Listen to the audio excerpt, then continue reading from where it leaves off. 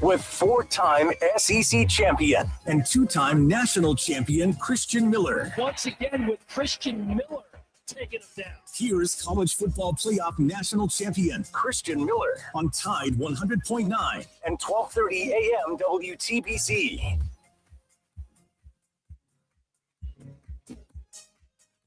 And welcome into this Monday edition of the Miller's Edge, Tide 100.9, 1230 WTBC. Hope everybody's doing well today. Hope you guys are ready to dive into a number of things, man. It was a very eventful weekend, especially if you're an Alabama fan. Alabama had plenty of sports in action, basketball, softball, played a number of games. Chase, I want to say they're still undefeated, man. They're having a heck of a season to start, which is really cool. I think they're one of the few undefeated teams that remain, unless something changed over the weekend that I missed. But shout out to Coach Murphy and his squad regardless, man. They've been crushing it. We'll have to get him on the show. Good friend of mine, and I've become quite the softball fan recently. So number of things going on. We'll definitely dive into those. But most importantly, as you guys see by the title on our streams, which again, you guys can always check us out doing the show live. If you guys prefer that method, we are a radio show first and foremost. We all know that. But if you guys are finding us via the streams, whether that's YouTube, Facebook, appreciate that. Welcome in. And again, for our radio listeners that want to check those out at all, feel free to do so at the Miller's Edge on YouTube and the Tide 100.9 Facebook page that pretty much everybody already follows. You can always catch us doing the show live there as well. And don't forget about the Tide 100.9 app. We always encourage you guys to still download that, listen to any shows that you want virtually anywhere around the world. And you also can have access to those features like app messages that you can send those in to us, and we'll read those, discuss those on the show. Voice messages, you also can do that. Not many people maybe don't know about it or they don't try it, but you always can do that if you don't have time for a phone call. Plus, if you guys like to call in, very easily, you can just click the phone icon and you call straight into the show. So always download that Tide 100.9 app as well. That being said, Chase, we're definitely going to talk about the NFL Combine. That has been wrapped up yesterday. It concluded with the offensive linemen. Really cool stuff, man, getting to see all our guys take action this weekend. And I'll say this, man, we had a number of guys perform really well, and I'm definitely going to talk about that. We'll probably spend this first hour talking a good bit about the NFL Combine. I know my dad had plenty of thoughts on it Friday. We'll see if he jumps on here. But at the top of the hour is the biggest thing that we've got planned today. Our guest for today will be joining us at the top of the hour, Landon Tangwall, who is a former player himself. He played at Penn State. Now he does really good work in the media. He covers college football, has a great show that he is very similar to us on here. Former player, breaking down a lot of stuff. So we got him coming on at the top of the hour, and I think you guys are really going to enjoy this because we're going to take a deep dive into the offensive line, right? Everybody's been talking about it last season, during the offseason. Why was the running game not successful last season? We lost virtually everybody in that offensive line room. We fired the coach. We brought in a new one. There's so many question marks, and everybody is waiting to see what is this going to look like. Who are the new faces? We were a week away from spring ball, by the way. I should have mentioned that. That's super exciting. So what we're going to do is we're going to kick things off this week with a big breakdown with Landon. Again, we'll really focus in on the offensive line, but he's been breaking down everybody on this team. You know, he covers all teams across college football, but I think his new series is he's got a top 10 list, and he's going to do a deep dive on each team. He has Alabama at 10, so they're the first team that he started with. I know he's mentioned the quarterbacks. He's highlighted several young players that could really step up on defense. So we'll talk about all that. If you guys haven't seen his video that he put out, if you guys want, you can check that out real quick. That way you have an idea on what we're going to discuss. But we're going to go over it at the top of the hour with him. He's going to join the stream live. So if you guys want to watch him on the stream, I'll even try to pull up some of the cut-ups that he's made while he's talking to kind of give you guys a visual. We'll definitely do that. So it's going to be fun, man. We're going to have a former player on former player breakdown session, film room session at the top of the hour with Landon Tangwall here on the show. So I'm really looking forward to that. And then in terms of what's coming up this week, tomorrow, top of the hour, we will have Clint Lamb. I know you guys always enjoy that. So we'll visit with Clint, get his thoughts heading into spring ball again, 1 week away. Wednesday, we'll be joined by Gray Robertson, Crimson Tide Sports Network. Thursdays, we got our guy Adam, our official representation, plus Brandon Clear, former Clemson wide receiver, always offering a great perspective. Then we got a free-for-all Friday, and hopefully we'll be in for a treat because I've been talking about it, and I got to confirm it, but I think this week should be the week if we play our cards right. We should be able to get an interview with Coach DeBoer before spring ball kicks off. Not confirmed just yet, but that is the plan, or at least it was in the works. So we'll definitely keep you guys up to date on that. That said, Chase, man, let me tap in with you, man. How was your weekend? Now, we had a lot going on. Me and you are wrestling fans. I know you enjoy wrestling. I do too. We had Elimination Chamber. I was watching the Combine. I'm not going to lie. It was perfect for me. The Combine finished up like right before Elimination Chamber started. So I went from watching the NFL Combine, then had Elimination Chamber. Even before that, like just throughout the weekend, I had Alabama softball. So I was basically glued to the screen all weekend. Well, I say screen, it was really my phone screen because I've been, trying to do this bathroom renovation. I finally got to a point where I call it done for now. There's definitely still more that needs to be done, but it's presentable, it's clean back up. So I'm feeling really good with that. But man, tell me, how was your weekend, man? Did you catch up with any sports action? I saw your new account, man. If you guys haven't, need to check out Chase, by the way. I hope you don't mind me sharing your account. I'm sure you publicly post for a reason, Chase, but Chase got a TikTok, man. He's doing some good sports reporting work over there, man. So tell me about your weekend, Chase. What'd you get into? What'd you cover? God bless you, Christian. Thank you, man. And it's good to hear your voice. But yeah, I went to the women's basketball game. Alabama had their last home game. Bittersweet. They did lose to Texas, unfortunately, but they got their seeding for the SEC tournament. And I believe they play Wednesday against Missouri, who they've beat before. So it should be a pretty good matchup. You mentioned softball. They are undefeated. Coach Murphy is doing her thing, and I get to cover them as well. So I'm excited for that. You mentioned Elimination Chamber. We kind of talked about that prior to getting on. I have my thoughts on that and kind of surprised. I think his name starts with a D. Dawson. Dan Housen. His Dan name Housen. is Dan Housen, and I'll be honest Lord with you, mercy. Chase. I watch AEW, but I wasn't keeping up with it back then when I think he was very, relevant. Okay. I think the gimmick's going to be entertaining. I think he's kind of, from what I've learned after looking him up, is similar like that R-Truth kind of vibe, more of the comedic role type deal, which is cool. But I think what messed his presentation, they built it up with this. I think they got so much hype around it for someone in that type of role. I don't think was maybe the best thing. I think that's probably what threw some people off. But yeah, we'll see. I think he's supposed to make an appearance on Raw tonight, so maybe we'll learn a little bit more about his new journey in WWE. I don't know. Interesting stuff though, for sure. Yeah, so that's and then baseball, they won their classic. Pretty interesting game. I believe it was against Oregon State. And then men's basketball, that was a big one against Tennessee. Definitely got that monkey off their back because they haven't beaten Tennessee since 2021. Christian, crazy stat. Dang. But Been yeah. that long? Uh-huh. Dang, that's a long time, man.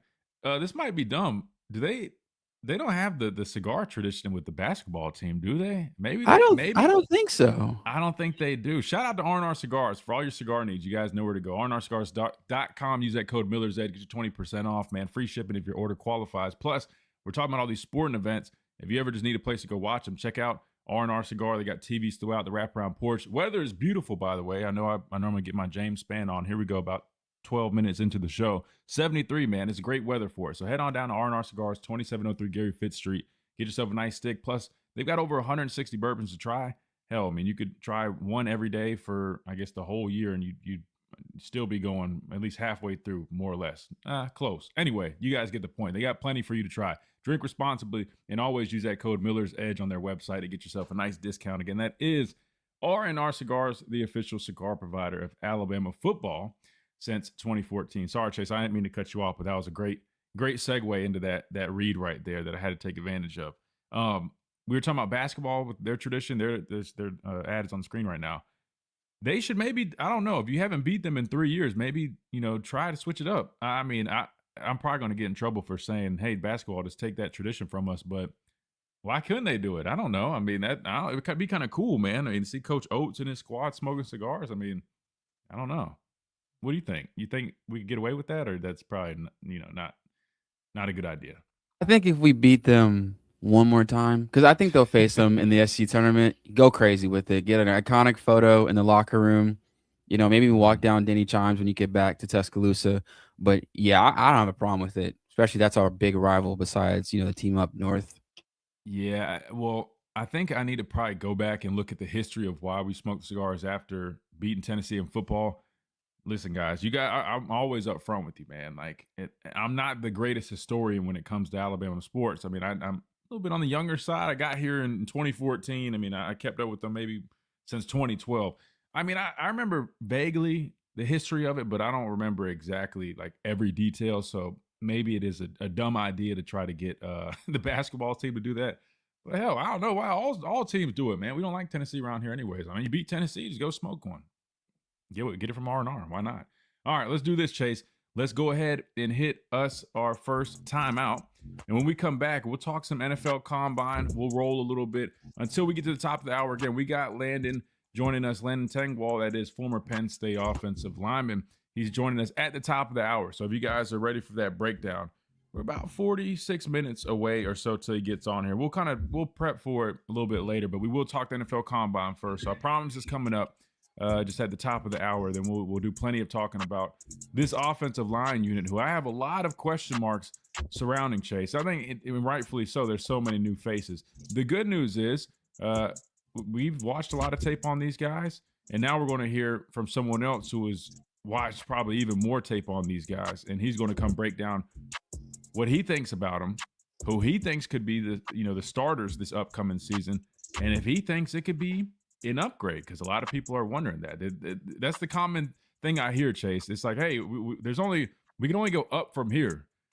I mean, I wish it was that easy, but maybe they're right. We'll see what Landon has to say. Top of the hour, deep dive coming up right here on the Miller's Edge. Tide 100.9, 1230, WTBC.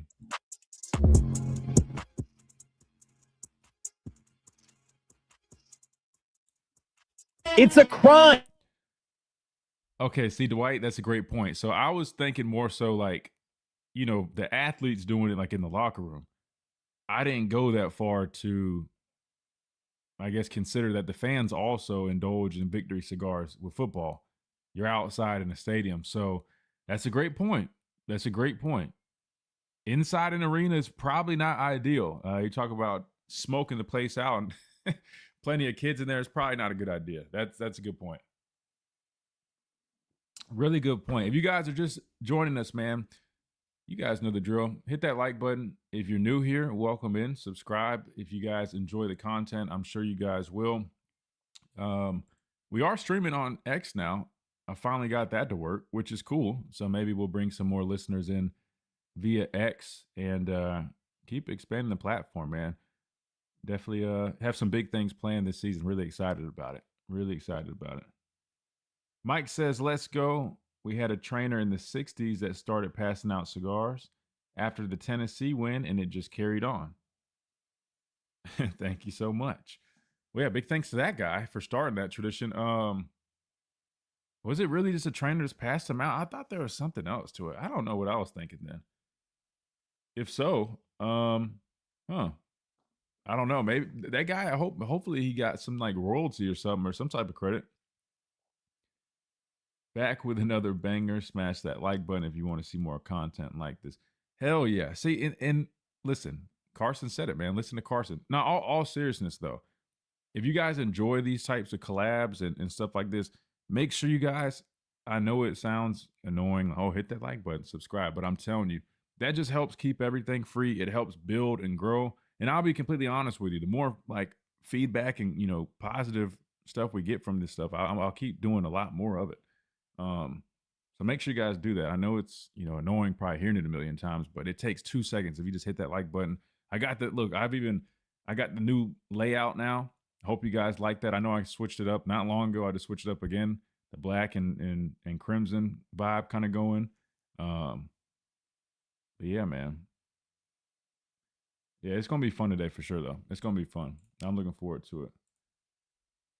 Crystal says they don't do the cigar thing with basketball, but I agree. Smoke them. Yeah, I mean, the whole arena thing is a good idea. A smart, you probably should avoid that, but the like button's the most powerful thing you can do. I know people don't think it's important in the YouTube world. It's strong. Yeah, and you know what's funny? It's not like it directly does something. It's not like, oh, you more likes you get more ad revenue or anything like that. It really just pushes the channel. So, which is better for you guys, especially all our folks that like coming and hanging out in the chat. If you guys want more people in here to interact with and again, more stuff going on, that's all it does. And it takes 2 seconds. But yeah, I think it just helps push it on the algorithm more. And the bigger the show, the more fans, the more listeners, the more interaction, more stuff we can plan on doing. So absolutely, man. Absolutely. All right, here we go. We're coming back. We're going to talk some combine a little bit again. Top of the hour. We're going to get into this deep dive.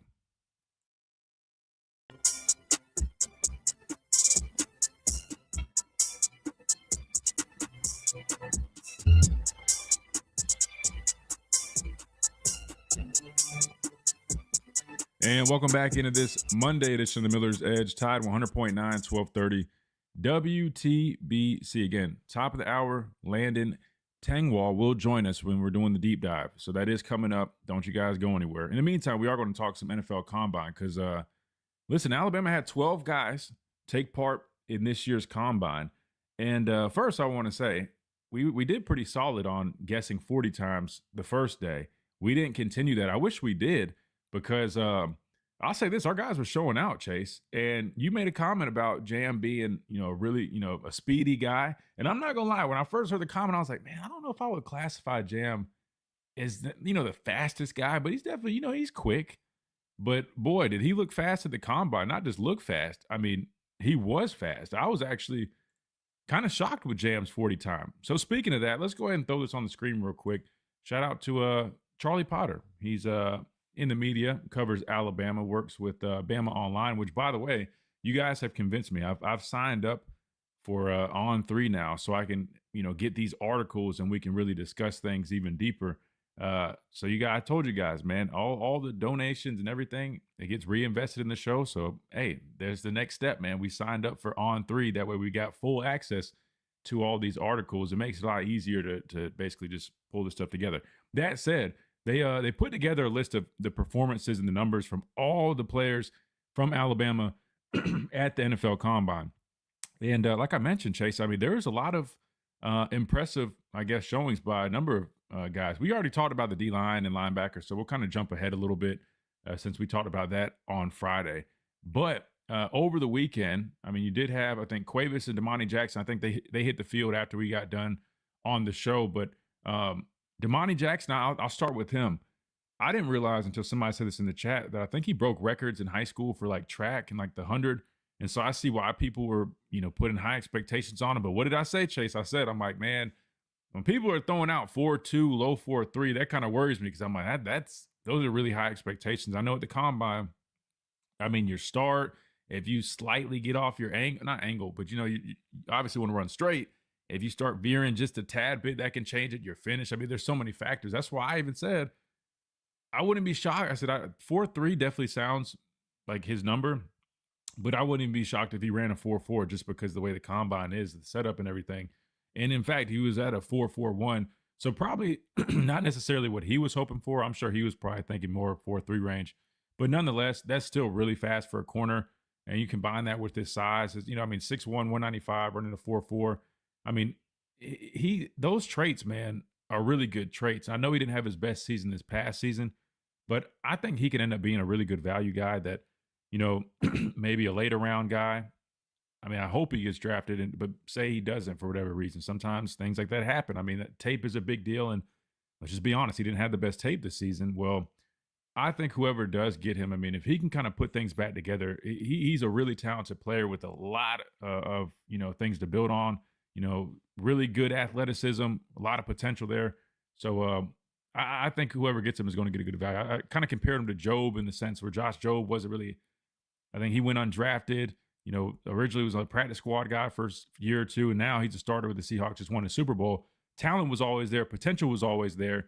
Just had to kind of put some pieces together. And I think Damani Jackson could be a similar guy like that. Cuevas, 6'3", 245, ended up testing pretty well, man. 4.65, 40, 9.10 broad jump, 34-inch vert. Just to put that in perspective, I think Jeremy Bernard's vert was only like 32. I say only. 32 is not bad for a vert. But when you're comparing Josh Cuevas at 6'3", 245, jumping a 34-inch vert, that's really good for him. Excuse me. So I thought that was, solid for him. Tight end's best friend. Tight ends are quarterback's best friend. I think he made himself some money as well. Jeremy Bernard, I thought looked solid. Ended up with a 4.4, 840. Really good number for him, in my opinion. I don't think people expected him to be the burner there like some of those other players. But a 4.48 to me, that's a big checkbox. And like we always talk about, man, it's really about just checking these boxes for a lot of these players. And I think he did that. 32.5-inch vert, 10.5 broad, looks smooth out there. I don't see Jeremy Bernard lasting past the second round personally. I just don't. I think he just is one of the safest picks in my opinion. I think he might be the safest pick from Alabama. The position, consistency there at receiver. I think he can play some special teams for you. Great leader, hard worker, a great guy to have in the locker room. Really solid stuff. Then we get to Jam Chase. I said I thought the combine could really help him out. And I think that's probably what's going to happen here, man. Like a guy that battled injury. I know he struggled a little bit this past season, but Jam he's a talented football player, and I think he can end up having a better pro career than he did in college. I think if he can get healthy, kind of get in the right place, right organization, right fit, I think he could be a solid player there in the league for years to come. But 4.42, I was not expecting that, Chase. I'm not gonna lie to you. I was thinking Jam was like maybe a high 4.5 guy. That's just kind of the vibe I got watching him on tape. But 4.42, man, that's blazing. Did you expect that? I mean, you said he was a speedy guy. I mean, so I'm guessing you expected that, right? Yeah, kind of like when he's running, when he breaks a tackle, I kind of see like track speed a little bit, like someone trying to catch someone down. No, you're not going to catch him. You just you have to let him just go out and go crazy. I've seen that in high school and how fast guys can roll, and kind of remind me of Jam a little bit, and just like his build really helps him a lot in his strides.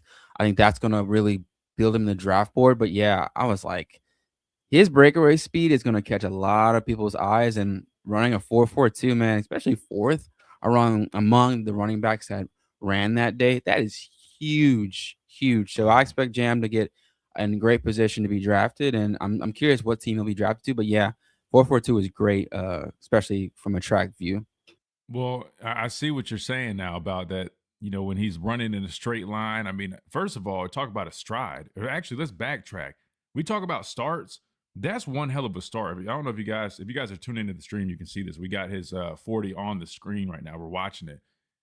I mean, that was one hell of a start. I mean, he got out the blocks, Chase. I mean, look how much ground he's covering. Remember, this guy's on like 5'10". It's different when you see like Taylor Green, quarterback out of Arkansas. I thought that the linebackers from Ohio State might have, had some of the best combine performances ever. But the dude from Arkansas, Taylor Green, literally, statistically, had probably the best combine ever for a quarterback. He broke like every record except one. I think he was two. I think maybe the 40, which is crazy. I'm trying to think of what other quarterback ran a 4.3, but he was clocked like a 4.37. Insane, 43.5-inch vert. Everybody, of course, when you're like a decent quarterback prospect, but that type of athlete, we all know the question that's coming. Hey, would you consider playing receiver, tight end? He said, hell no, I'm a quarterback. And I don't blame him. But I can't help but just think in my head, like, keep that attitude. You need that confidence. But brother, you might be one of the best athletes, coming into the NFL. I mean, between his stature, his speed, his vert, I mean, like, I don't know. I would probably leave that door open. But anyway, in terms of Jam, really impressed with that, man. He shocked me. He definitely shocked me. And I think somebody asked about his weight. Jam was listed at 5'10", 209, right? Which is good size, man. I think, I'm telling you, I think Jam's best ball is ahead of him. The year before last, he was looking really good. I was excited about him going into last season, but I think the injuries, some of the issues on the offensive line, I just personally don't think it really served him very well. And I really, to me, I think he's a guy that, in the league, he gets with the right organization. He can be a really good player because he's like a 3-down back, man. I know his pass pro was inconsistent this past year, but the year before it was solid. He was probably the best, back we had in pass pro. He can run. He's clearly got speed. I mean, vision, we could definitely, probably improve that a little bit, but he's tough. I think the biggest thing is just durability, and just trying to get in the right spot and seeing what he can make out of that situation. Ty Simpson, 6'1", 211, a lot of questions about his stature. It's kind of weird, Chase, because like the past few years, people have been talking about, the Bryce Youngs, Diego Pavia this year, those guys being small, Kyler Murray. I understand that. But people act like Ty Simpson is in that category. I know like Ty Simpson was listed at 6'2". He lost some weight during the season. We now know gastritis, I think it was, and, a number of other, things he was dealing with.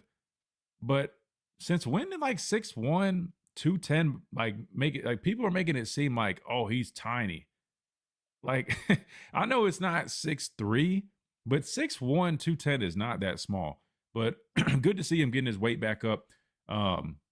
He did not run or jump or do any of the agility testing, but he did in fact throw, which I must say, I thought he looked great.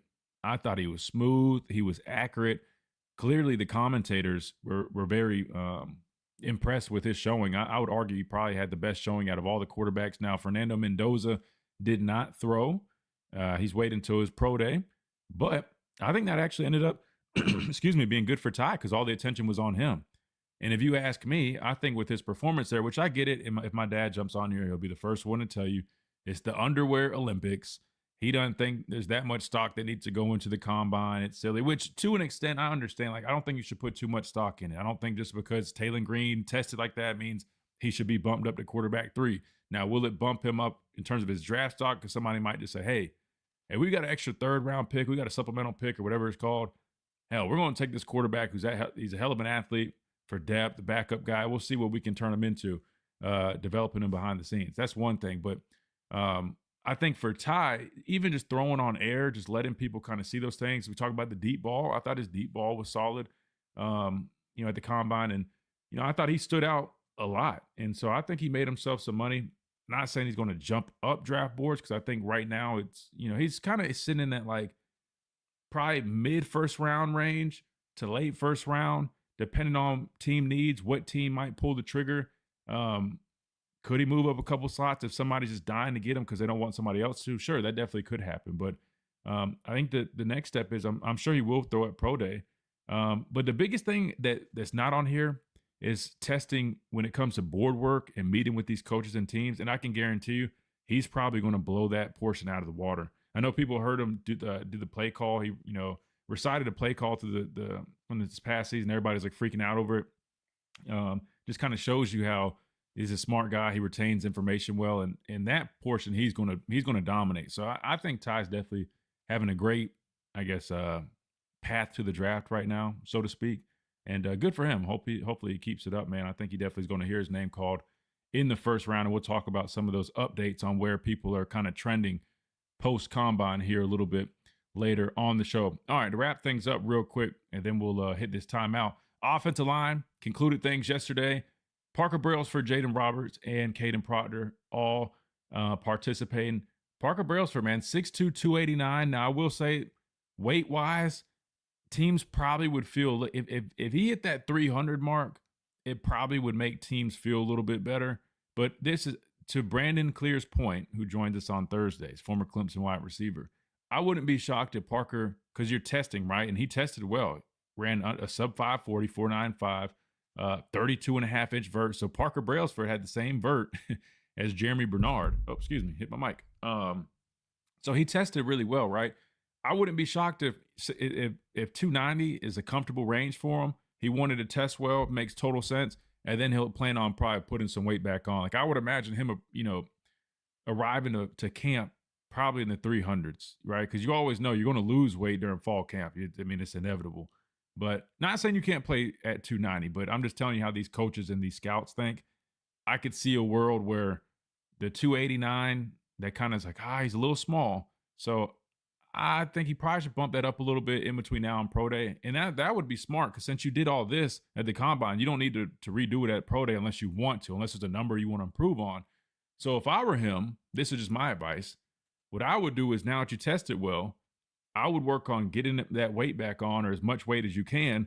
That way, when you go weighing at pro day, you show these coaches and scouts that you can get bigger, right? Not too big where you're, because I'm sure he'll do field drills again at pro day potentially. But put that weight back on so the number looks good on paper, and then you already got these tested numbers, and you're not worried about running any more 40s. Caden Proctor, I was impressed. He came in at 352, Chase. But here's my thing, man. I've always thought this about Caden Proctor. I feel like if he would really lock in and he could be disciplined, and I'm not saying he's undisciplined, but I'm just calling a spade, man. Like, I know some people are, naturally bigger guys. I'm a naturally smaller guy for what the position I play, so I had to gain weight. But that required me to make the commitment to gain weight. If not, I wasn't going to play. I think with him coming in at 352, that looks great, man. 6'7", 352. that eases probably some of these concerns for now. But here's the thing, though. When he mentioned coming into the season at 390, that's where discipline has to come into play. And if I'm being completely honest with you, I think a lot of the issues that he faced, yes, some of it was technique. I know he struggled on the edge, but you know what would help him out, Chase? Is if he could maintain that size, be in that realm, because he's a really good athlete. I mean, as you guys can see, he ran a 5.21 on the 40, 32.5-inch vert, same vert as Jeremy Bernard. I mean, for a big guy, and we've always said this, for a big guy, I mean, when you watch him move, he moves well. Now, for whatever reason, when he gets out there in space at tackle, it doesn't always translate. But if you watch him at practice or do drills, even like in the drills at the combine, man, like it's very impressive to see a guy like that move the way he does.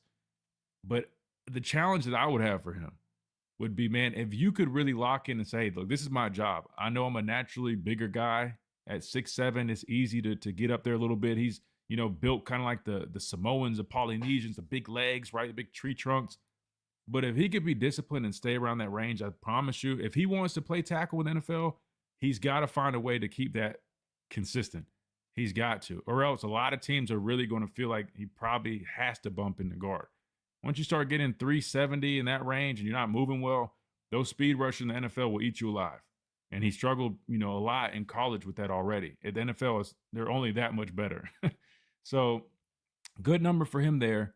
If he can find a way to maintain that, I think he would, pay dividends for him. But he looked really good out there. And last but not least, you had Jaden Roberts, who also looked solid as well. Now, he didn't do any of, the agility testing, 40s, anything like that.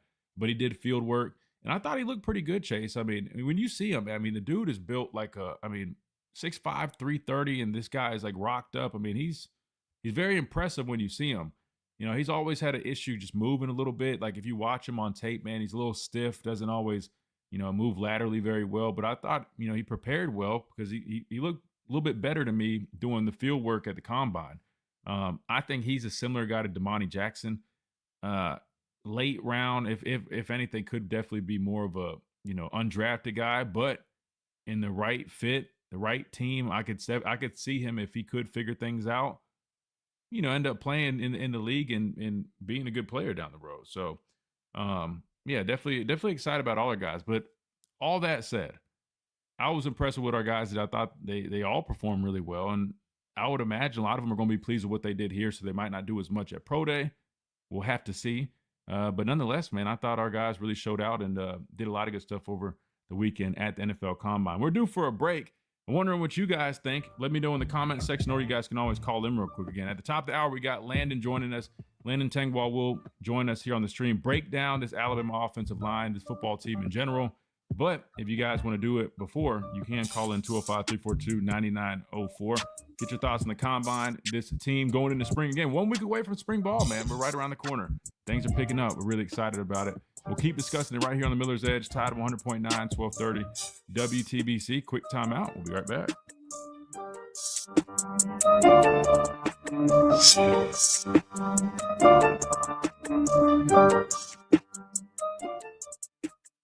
This is local Allstate agent Stephen Fikes. Let's face it, sometimes local is just better. Locally grown, locally sourced, shop local, eat local. But what about local expertise? The Stephen Fikes Allstate Agency is just that, local.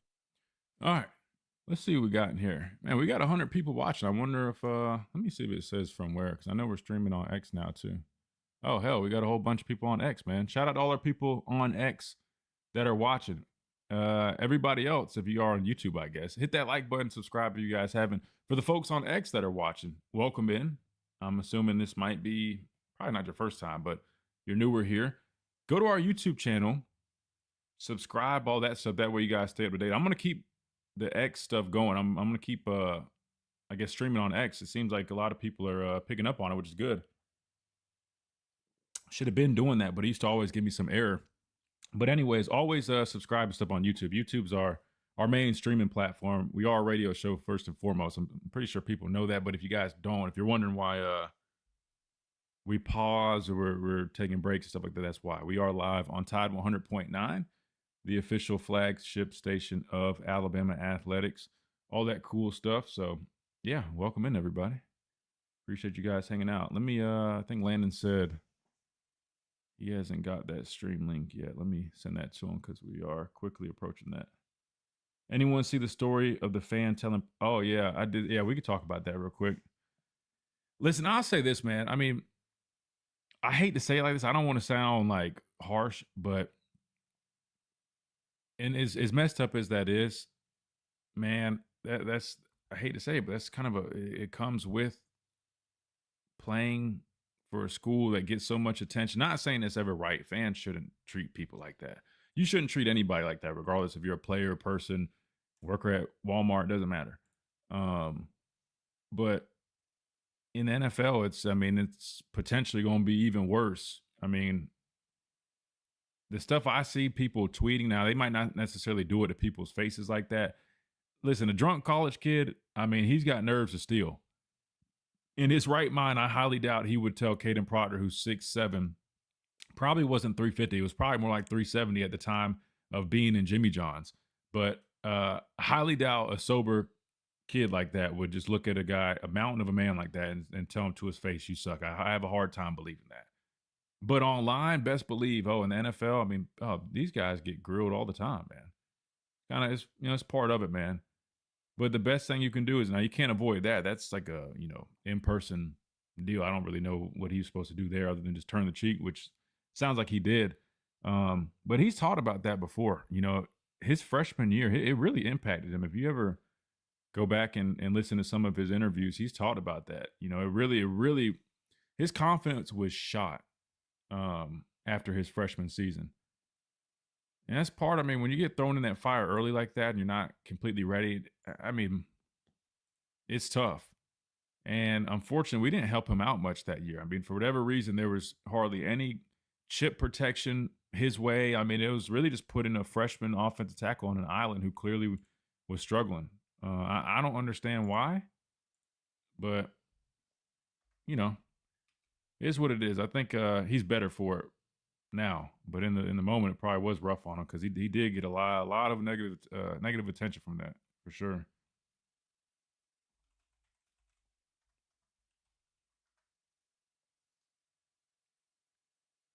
All right, here we go. We're coming back now.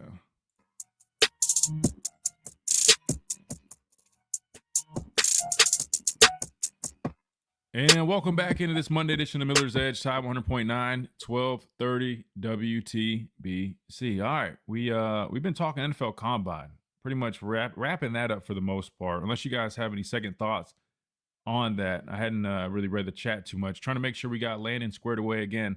In about 19 minutes or so, we will do a deep dive into this Alabama offensive line unit, plus really the whole team outlook for 2026. We'll do that with Landon Tangwall, who has been breaking this team down over the last week or so and will continue to do so. He does a lot of really good work, man. Another former player in the media space, so definitely check out his content if you haven't already. He just put out a video, basically an Alabama football preview, looking at everything. Definitely a deep dive in the offensive line, his former position, but he covers quarterbacks, guys on defense, the defense as a whole, and so we're going to do all of that with him here coming up as well.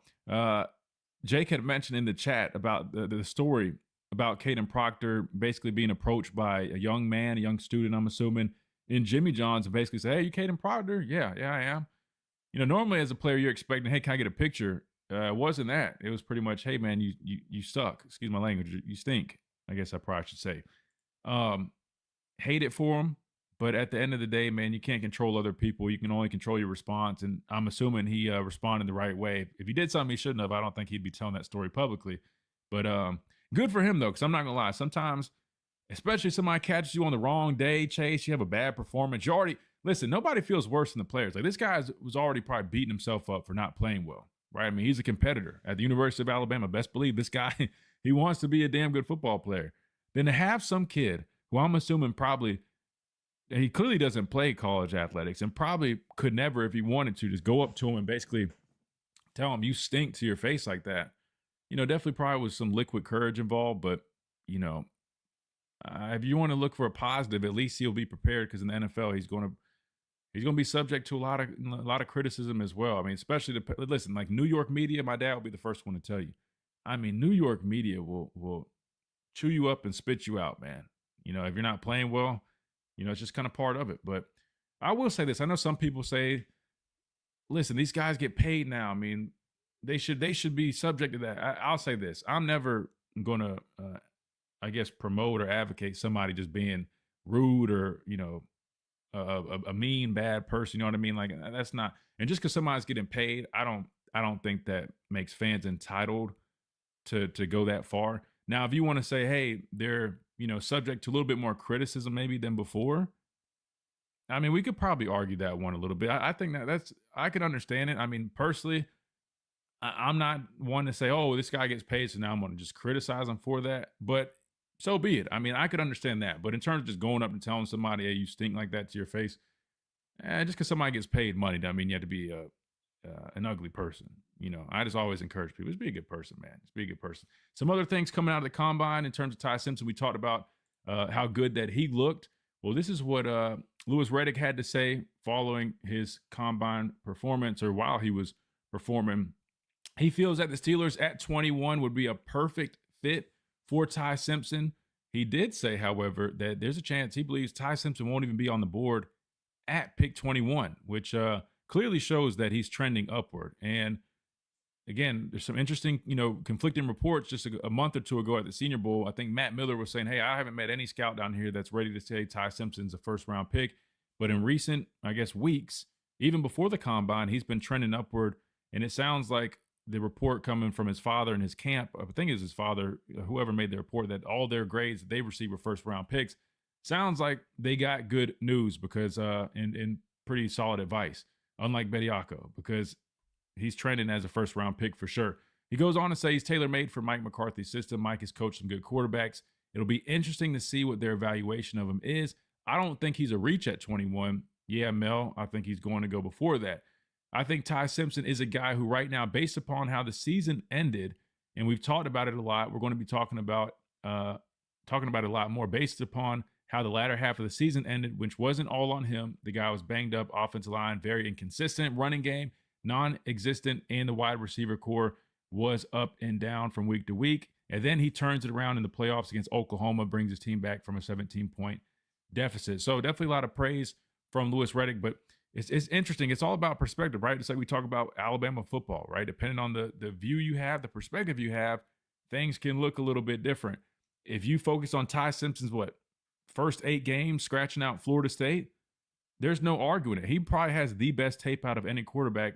A matter of fact, just last week, they were on ESPN talking about, it was Dan Orlovsky saying that he's been watching Fernando Mendoza's tape, and it's hard for him to even say that it's better than Ty Simpson's tape. He basically was saying Ty Simpson has the best quarterback tape so far that he's seen. And it sounds like a lot of people are agreeing with that when you really focus on that.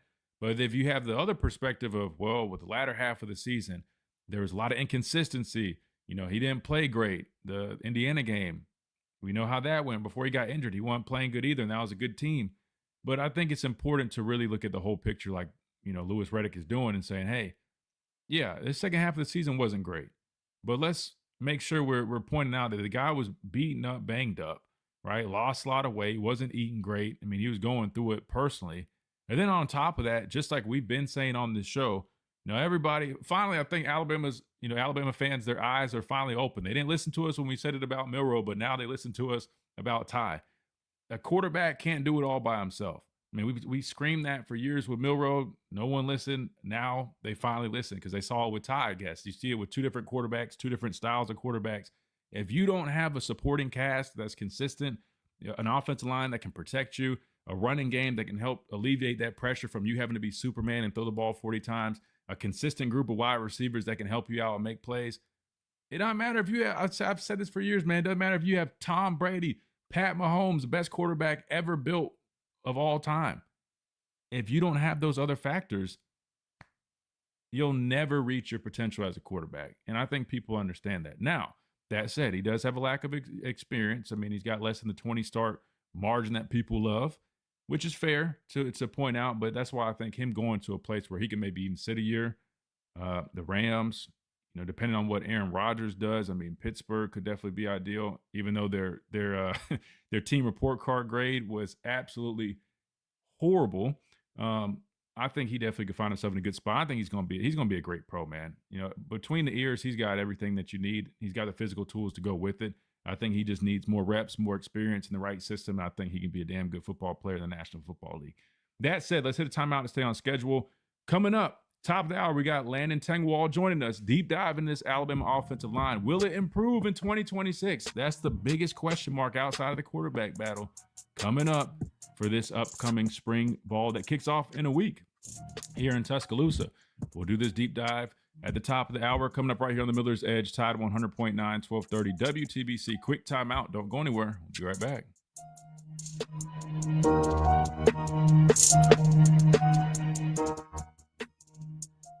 Do you have cracks or potholes that are dragging down your property's appeal? Hey, I'm Christian Miller, and at Asphalt Restoration, we transform driveways and parking lots with expert repair. Oh, man. Let's see. Make sure we got Landon straight. I don't know why it's not going to his email, man. Let me see. Let's send this one more time. We gotta get our guy Landon straight. If you guys haven't, man, hit that like button, subscribe, all that good stuff. Again, we got Landon joining us in about 11 minutes or so.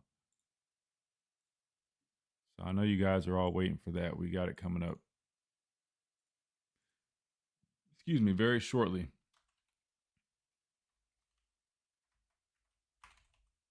And if you guys got any questions, I know I say this, and sometimes we get to them, other times we can't, but definitely drop them in the chat. I guess, can you leave comments on X while we're going live?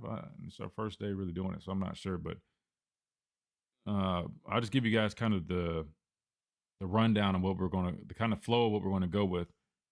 Definitely going to get his thoughts on last season. Former offensive lineman himself, he's watched plenty of tape. Want to get his thoughts on the culprit behind Alabama's struggles to run the football. We'll start there. Ask him a little bit about, rotating linemen, his thoughts on that, being a former lineman. You guys know mine, so I want to get his.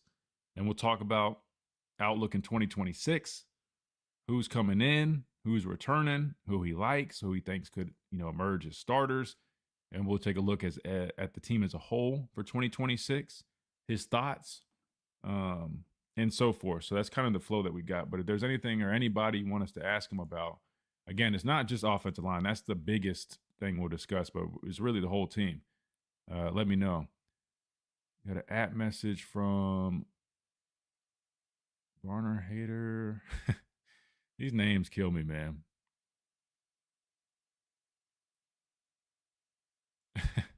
Wait, never refer to Auburn as the team up north, Chase. Somebody said that in an message. What's the deal with that? Wait, Barners, West Georgia. Oh, okay. So he's just saying that's not it's not hateful enough. I shouldn't say hateful. Jake says, what 5 guys would you say give the best opportunity to start? All right, bet. Yeah, we'll definitely let me see.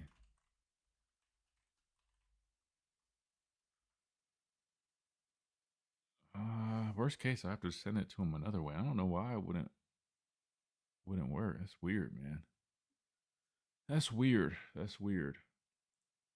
Let's see. I know there's something else I wanted to hit real quick. Let's get to the bookmarks. Oh, position battles. We definitely would talk about that. There's Proctor. Whoa, that's the other extra. Knocked his hat off. Proctor. Points right there, boy.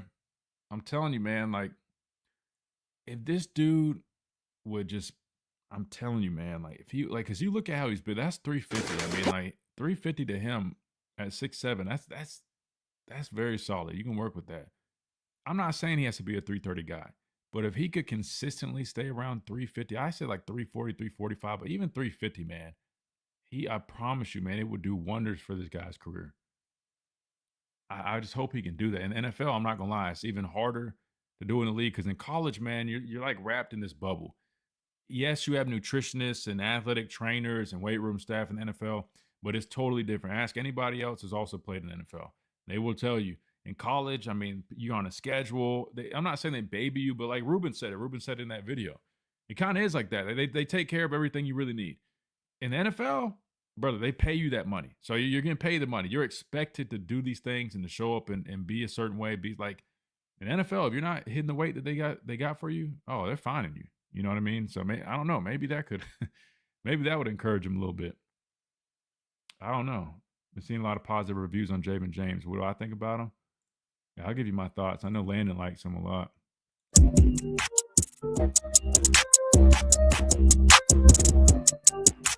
And welcome back into this Monday edition of the Miller's Edge, Tide 100.9, 1230 WTBC. We're minutes away from getting our guy Landon Tangwall on here to do this deep dive into Alabama's offensive line and the whole team for 2026. We're going to do that coming up. I'm going to go ahead and we're going to text him the link now because we were having some issues getting it to him via email.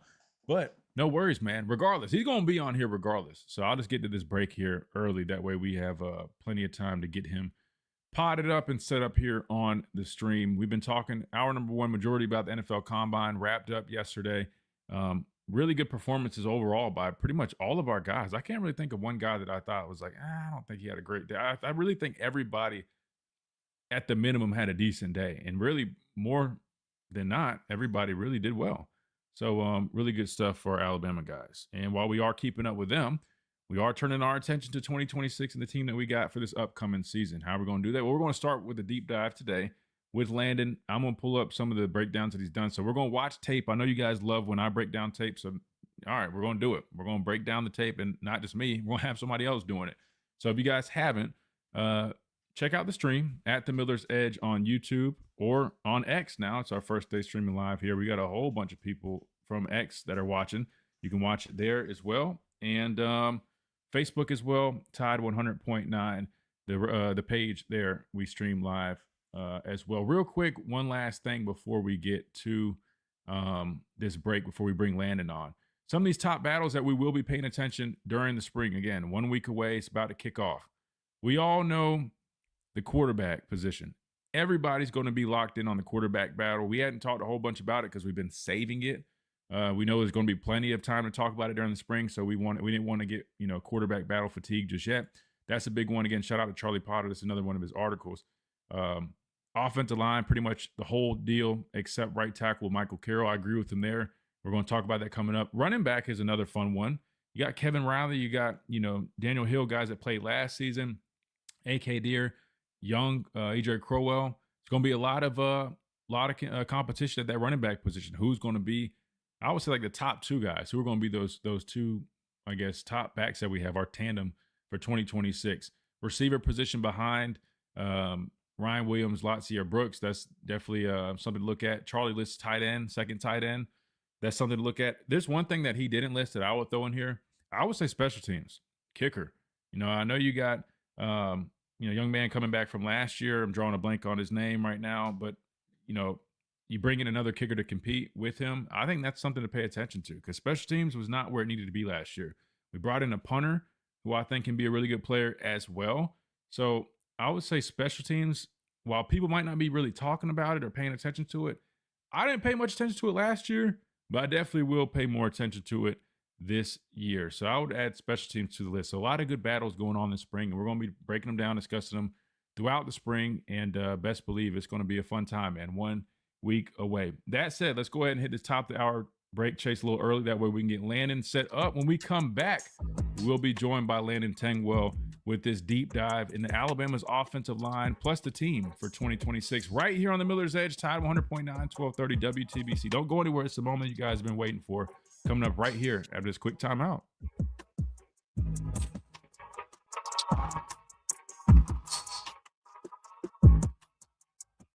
Do you have cracks or potholes that are dragging down your property's appeal? Hey, I'm Christian Miller, and at Asphalt Restoration, we transform driveways and parking lots with expert repairs, new paving, or resurfacing. Fast, durable, and family-owned quality that you can trust.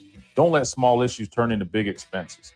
Call 205-393-9149 for your free estimate today. That's 205-393-9149. Asphalt Restoration, where smooth roads start. Roll Tide from our home base in Birmingham, Alabama. We are here treating patients from every generation across the United States and from around the world. Hold on, give We're me here 2 for the seconds, rookies and the dreamers, trying to make a name for themselves. We are here for the achievers. Who are resilient. And won't take no for granted.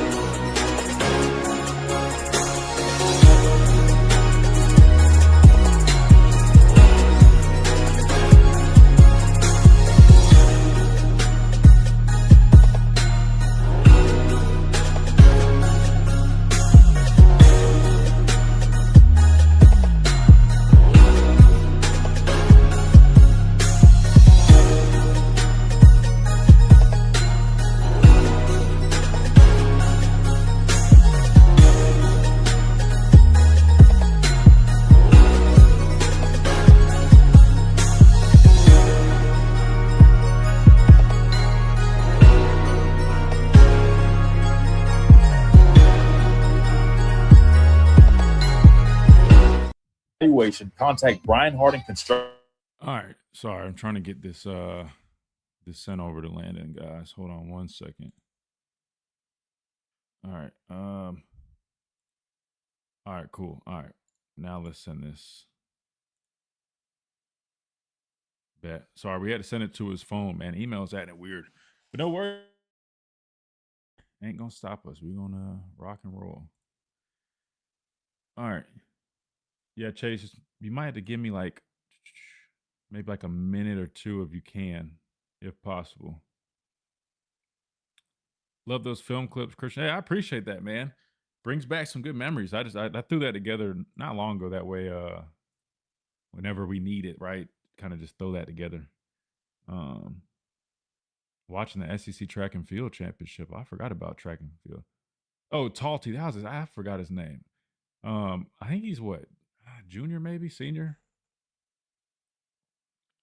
Probably around 350 is a great weight for him. He looked good. Yeah, I agree. I think 350 would be just fine. Will I be at practice? Yeah, I'm gonna go up to some of the practices. Coach DeBoer has been really, really cool about letting former players go up there. Regardless, I work with the Crimson Tide Sports Network, so should be good regardless. But even then, I mean, he's always invited former players, so. Yeah, I'll go up there. I'm not gonna be up there like every day or nothing like that, but I'll go to the scrimmages 100%.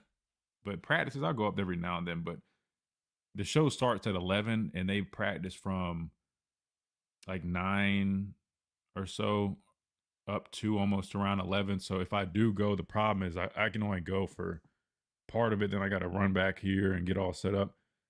So a couple of days I'll probably do it, but yeah, scrimmages are to me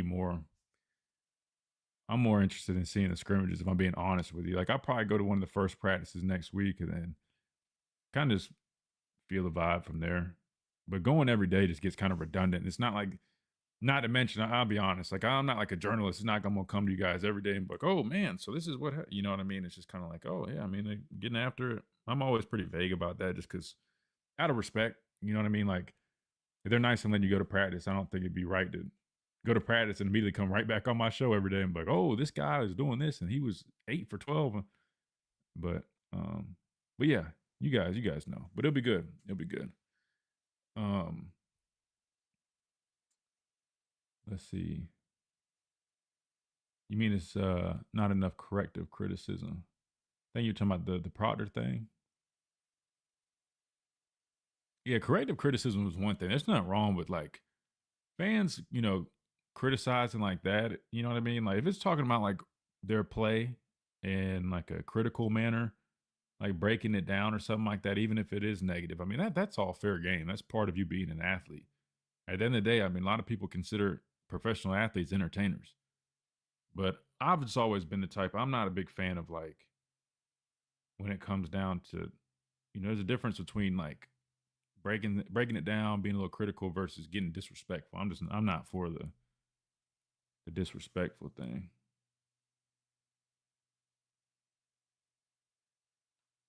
But to each his own. When spring practice start? Next week, Jake, I don't I'm assuming probably Monday of next week. I don't even know if they set an official day, but it should be next week, early next week, probably Monday. Could be Tuesday, but yeah, we're about a week away, man. Brock said, "I'm sorry, but I'm glad Proctor's gone. He struggled every year." You say that now, man, but I would be cautious about having that outlook until you see what's coming back, or what's coming in, because to be honest with you, year 3, let me see. Year 3, I mean, listen, he still struggled, but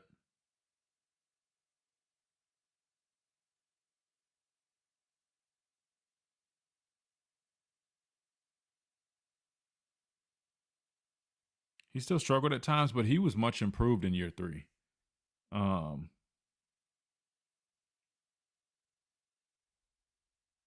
And to be fair, I mean, like, how he performed last year, I mean, the guy was not like a liability like he was his freshman year. Like, did he give up some pressures here and there? Getting beat on the edge with speed? Yeah, I mean, sure. But trust me, you could always have worse, especially at left tackle. You can always have worse. So I would definitely just advise you guys, always, be cautiously optimistic. All right, perfect, Chase. Yeah, we got Landon on here too. Let me put him up here real quick. Perfect timing, Landon. Hold on, let me see if I can get this right. Take them down, put Landon up. Landon, what's up, my man? Can you hear me? Yes, sir. How you guys doing?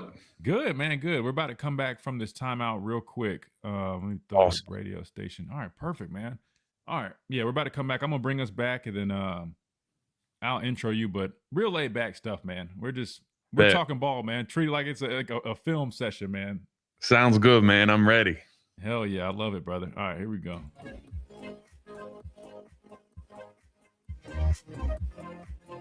And welcome back into this Monday edition of the Miller's Edge, Tide 100.9, 1230 WTBC. Moment you guys have all been waiting for, man. Everybody loves these breakdowns, and we like to do it here on the show, but it's always fun getting other people to hop on here and offer their fresh perspective. We got a new guest for you guys today, another former player, now in the media like myself. Really cool stuff to see him doing his thing, and been keeping up with your work, Landon. I remember you put out a breakdown, I think, last season, and that's when we first connected and been wanting to make this happen. So finally glad that we can do it. But without further ado, let me introduce you to our guest today, Landon Tangwall, former Penn State offensive lineman, now a member of the media like myself, covering all things college football. And what really, the way he stands apart is he does breakdowns like we do, and people love to see that stuff. So that's what we got planned for you. Landon, man, welcome into the Miller's Edge, man. How's everything with you? Going well, man. Appreciate you having me on. I just started really diving into this Alabama 2026 roster this season, so I'm excited about it, man. Oh yeah. Well, a lot of people here, I will say, it's kind of on both sides of it. There's a lot of people that are excited, and there's a lot of people that have, some genuine concerns, some question marks, which we'll dive into without a doubt. Which is fair, because you're talking about a football team that has lost a lot of players. I think only 3 returning starters offensively. Defensively, your whole front 7 is pretty much gone outside of Yonze Pierre, who's a damn good football player, and then Justin Hill behind him. He's another good football player, young guy last season. But then you got Landon Simmons from Mississippi, 3-star. Outside of those guys in the front 7, man, I mean, your secondary returns, but that's it. So there are a lot of new faces here on this roster, and I definitely want to get your thoughts on it. You've been doing breakdowns. But I got to go back first, Landon, because you're an offensive lineman. We had struggles last year. Our offensive line was a problem, and there's no hiding it, right? We had, musical chairs throughout the year. I mean, we were rotating almost 8 or 9 guys throughout the season. Running game, I want to say, was like 128th or 129th, something like that nationally. You don't necessarily expect a big running game out of Coach DeBoer's scheme, so to speak, but still, that's just, you got to be better than that. You got to have some type of running game. Yeah. I want to start there. Yeah, I mean, tell me, Landon, from your perspective, man, you play the position. What went wrong and what led to the failure for Alabama in their running game last season? Yeah, man. I remember. So you referenced it earlier. So I really didn't do any Alabama coverage. I'm only in April. I think will mark 2 years of me doing media. So I medically retired right before the 2023 season. I was supposed to go into my third year starting at Penn State, and so I haven't been doing it that long. And I've mainly been doing Penn State content. And then this season, I started to kind of branch out and do, especially some other film cut-ups because I'm a film junkie, man. I love breaking down film. And as soon as I saw that week 1 performance against Florida State, I was like, all right, let me see what happened with this offensive line. And dog, I mean, it was all over the place. It just seemed like the understanding first off of the offensive line. I mean, like there was a lot of times where I'm like, okay, if I'm the offensive lineman, I should be thinking pre-snap, like, okay, if this guy slants across my face, I'm going to brace back into it, and then I'm going to climb up. Like all those different things. It felt like there was like no thought process a lot of the times. And it was just kind of like, I'm just going to go out there and we'll see what happens. Like, that's what it felt like. Because there's a lot of times I'm like, damn. And then there was some out of control. Like I'm like later in the season, at times it felt like it was maybe a little bit better. But there was a lot of times where it was like Dewberry felt really out of control and it was kind of all over the place. So yeah, it just didn't feel super cohesive. I guess that was the biggest theme I kept coming back to. It was not an offensive line that felt like they were on the same page. And that is the number one position where it's 5 guys as one, and you better feel like you're on the same page or you're going to end up 129th in the nation in rushing. so yeah, I don't know. It was definitely rough. I think at the same time, like I remember watching midseason, like, dude, Jam Miller, there were some times that it would piss me off just watching his tape. If you want to be honest, like sometimes he was so hesitant to just hit it. So it wasn't just them. I think you are missing that dynamic running back, which, you know, I am excited about, Xavier Crowell, who should still be a junior in high school at the moment, but, you know, already on campus. But yeah, there was a lot of questions. And then, you know, enter this season, it's better. I feel like you got a lot of talent, but at the same time, the cohesive question mark of you very well could have 4 out of 5 new starters. These guys have no reps together. So spring ball, you get a new offensive line coach. I'm somewhat familiar with Adrian Clem because I am a diehard Steelers fan. I think he was I think it was 2020 he was the offensive line coach for the Steelers. But I'm so curious to see how his development takes to these offensive linemen, because in the NFL, it's so different than in college in terms of how you have to develop guys. It's a lot more like, as far as development, you're kind of, they're off in the offseason working with whatever trainer they work with in the NFL trying to get better. It's a very different story in college. Like you have to develop these guys. So I'm curious to see what he's going to be able to do, especially because there's a couple guys, and I know we're going to get into it, that I am, you know, looking at that I think I see a lot of potential, but I'm like, Clem is going to have to get it out of them. No doubt. And that's why I'm glad you're going to be on here to talk about that, because, you know, trying to get an idea about these players, like you said, it's so new, it's so fresh. I've been trying to watch as much tape as possible. And the common theme that I was coming away with is that majority of the guys that we brought in, we didn't really bring in a bunch of experienced guys that you say, hey, these are like a day one plug and play guy that we know what we're getting out of this player. Majority of the offensive linemen that we brought in, like you mentioned, a lot of potential, a lot of great tools to work with, but definitely some things I would call not necessarily glaring things, but could be because they're young, could be some technique issues, just things that have to get cleaned up. And then, like you said, you're reliant on that development piece. That stood out a lot to me. We're joined by Landon Tangwall of the Landon Tangwall Show. Make sure you guys check out his great content, man. On YouTube, he does a lot of good breakdown work. On X, he posts a lot of clips as well. At Landon Tangwall is his X handle. At Landon Tangwall on YouTube as well, the Landon Tangwall Show, man. Make sure you guys check it out. Like he said, he's a Penn State guy, but he covers, you know, nationally all teams, and now he's doing deep dives on teams. And right now he's focused on Alabama, and that's what we're talking about today. I was going to ask you about the rotating offensive lineman. You already mentioned that, but I guess if you want to just hit that real quick, because last year I kept saying that, man, like not having, like you used the word cohesiveness. It's hard. Offensive line, I played edge, right? But I always knew an offensive line unit, those guys have to mesh, they have to gel. There's a reason you guys go out to eat wings and burgers every week and get to know each other. You guys are, y'all, you know, you're like on a rope. And when it's plug and play in this musical chairs, I don't see how any unit, I mean, I feel like to me it's an uphill battle at that point. I mean, from your perspective, you play the position. How difficult would that be for you to try to sync and mesh with your teammates when each week you got a new guy at guard, swapping the guard and tackle from a communication standpoint, from an execution standpoint? How would that affect a guy like you? Yeah, dude, it was hard. So going into my second year, I did that. I was in a competition at left guard. We started out the season. It was like every other drive we're switching off, or I get 2 drives, the other guy got 2 drives. And it's so difficult. Not only is it the guys next to you and getting a good feel for like my center and my tackle of just getting in the game and just having understanding of how we're going to play together. You also miss out on some of those reps in practice because you're also going to be switching out in practice.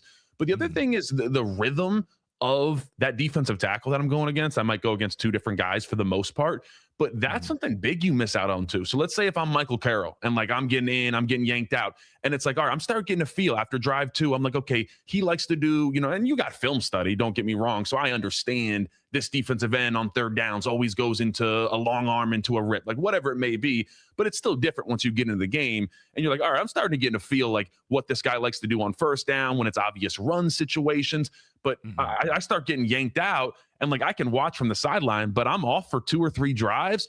It messes with my rhythm so much. And it sounds weird because it's such a physical position, but like confidence anywhere is super important. And I feel like it just wrecks your confidence. And not only that, when you are in a situation where you're getting pulled out and put in, and you're basically in a competition, it also turns into, it's like, I can't mess up. Because I'm thinking in my head, it's like, if I mess up once, I might get yanked and I'm getting, I'm on the bench for the rest of the game. And so it just messes with your psyche of your ability to just be like, I'm going to go out there and ball. It makes you play so much more uptight because I'm looking over my shoulder.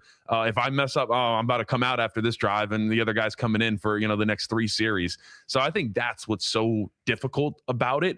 But yeah, that was definitely part of the reason I feel like I said, the cohesiveness was struggling when you got 8 or 9 guys moving in and out. It starts to become really difficult to completely trust that, if this 3 tech crosses my face at the guard, do I fully trust that my center is going to be there because I have half of the reps that I should have with him in practice and other games? I'm not all the way confident because I don't really know. So I think that's where it starts to become a problem. So coming in this year, you obviously have a lot of competition at different positions that we're going to get into. But I think you need to go in, and it's fine if you have a 6th offensive lineman. If you got a guy that you really want to work in because you believe he is talented, that's cool. But you got to stay away from the 8 or 9 guys. I don't ever really find that super productive, especially when you get in those big time games. Yeah, and I'm glad that you hit on that. Last season, it felt like I was trying to explain that for our listeners, that I'm like, man, because we rotate a lot with this team. It started with the defensive backs. Their first year with under Kalen DeBoer, I remember watching. I'm like, man, I've never seen us play this many defensive backs. Unless it was like, maybe like you said, a competition at corner, some guys split in series, but this was like they would send in a fresh wave of guys, and it was new. So I got accustomed to seeing rotations with this staff, but offensive line's been like one of the only positions I've never seen that many guys rotated in, and it's a lot different, like you said, than defense. We rotate a bunch. We need fresh legs, man. We have to do, especially up front. Secondary, not so much, but still. I think with you guys, it was just so foreign to me that everything you're saying makes total sense. Sticking with the offensive line, Landon, for your 2026 outlook, now you've broken down all these guys pretty much. You've watched their tape, whether they're transfers from other schools or young players that we had last year that may have only had 40 snaps. You put out a great video. It's a overall Alabama 2026 preview. You guys can go check it out now on Landon's YouTube channel, Landon Tangwall's College Football Show on YouTube. I got the video right here. I'll pull it up here so we can kind of look at some of these clips that you have. And I'll do that while you're talking. But tell us your overall outlook for this offensive line right now. Who's standing out to you?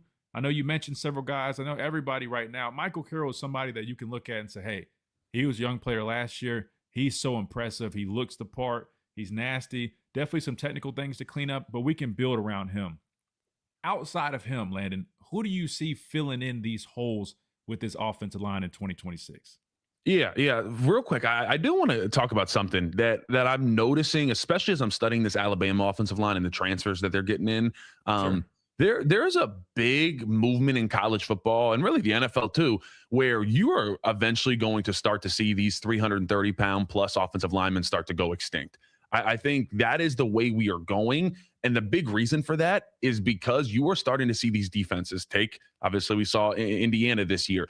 These defenses are so heavy, twist, stunt, blitz, just post snap movement.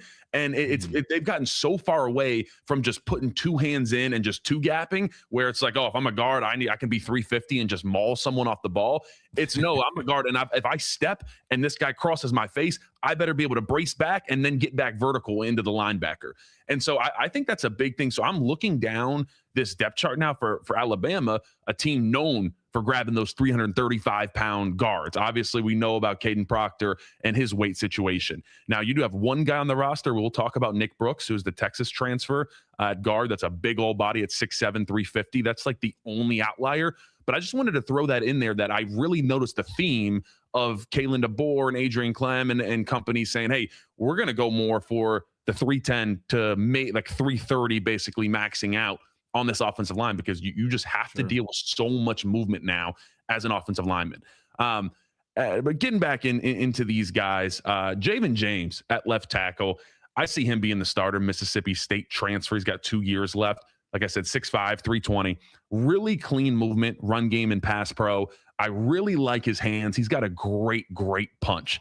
And the biggest thing that I like in his game that is pretty advanced for me is his ability to switch up his sets. So what I mean by that is, like, sometimes he takes a really deep vertical set where he's going straight back and there's a lot more time and space between him and the defensive end. And he'll mix it up where the very next play, he is going to jump set that defensive end and he is putting paws on right away. And what that does for a defensive end, if you think how they operate, the same way that an offensive lineman thinking, I'm going to take 2 kicks and punch. I have a plan in my head, just how I'm like James, he has a plan in his head. Either I'm going to jump set or vertical set.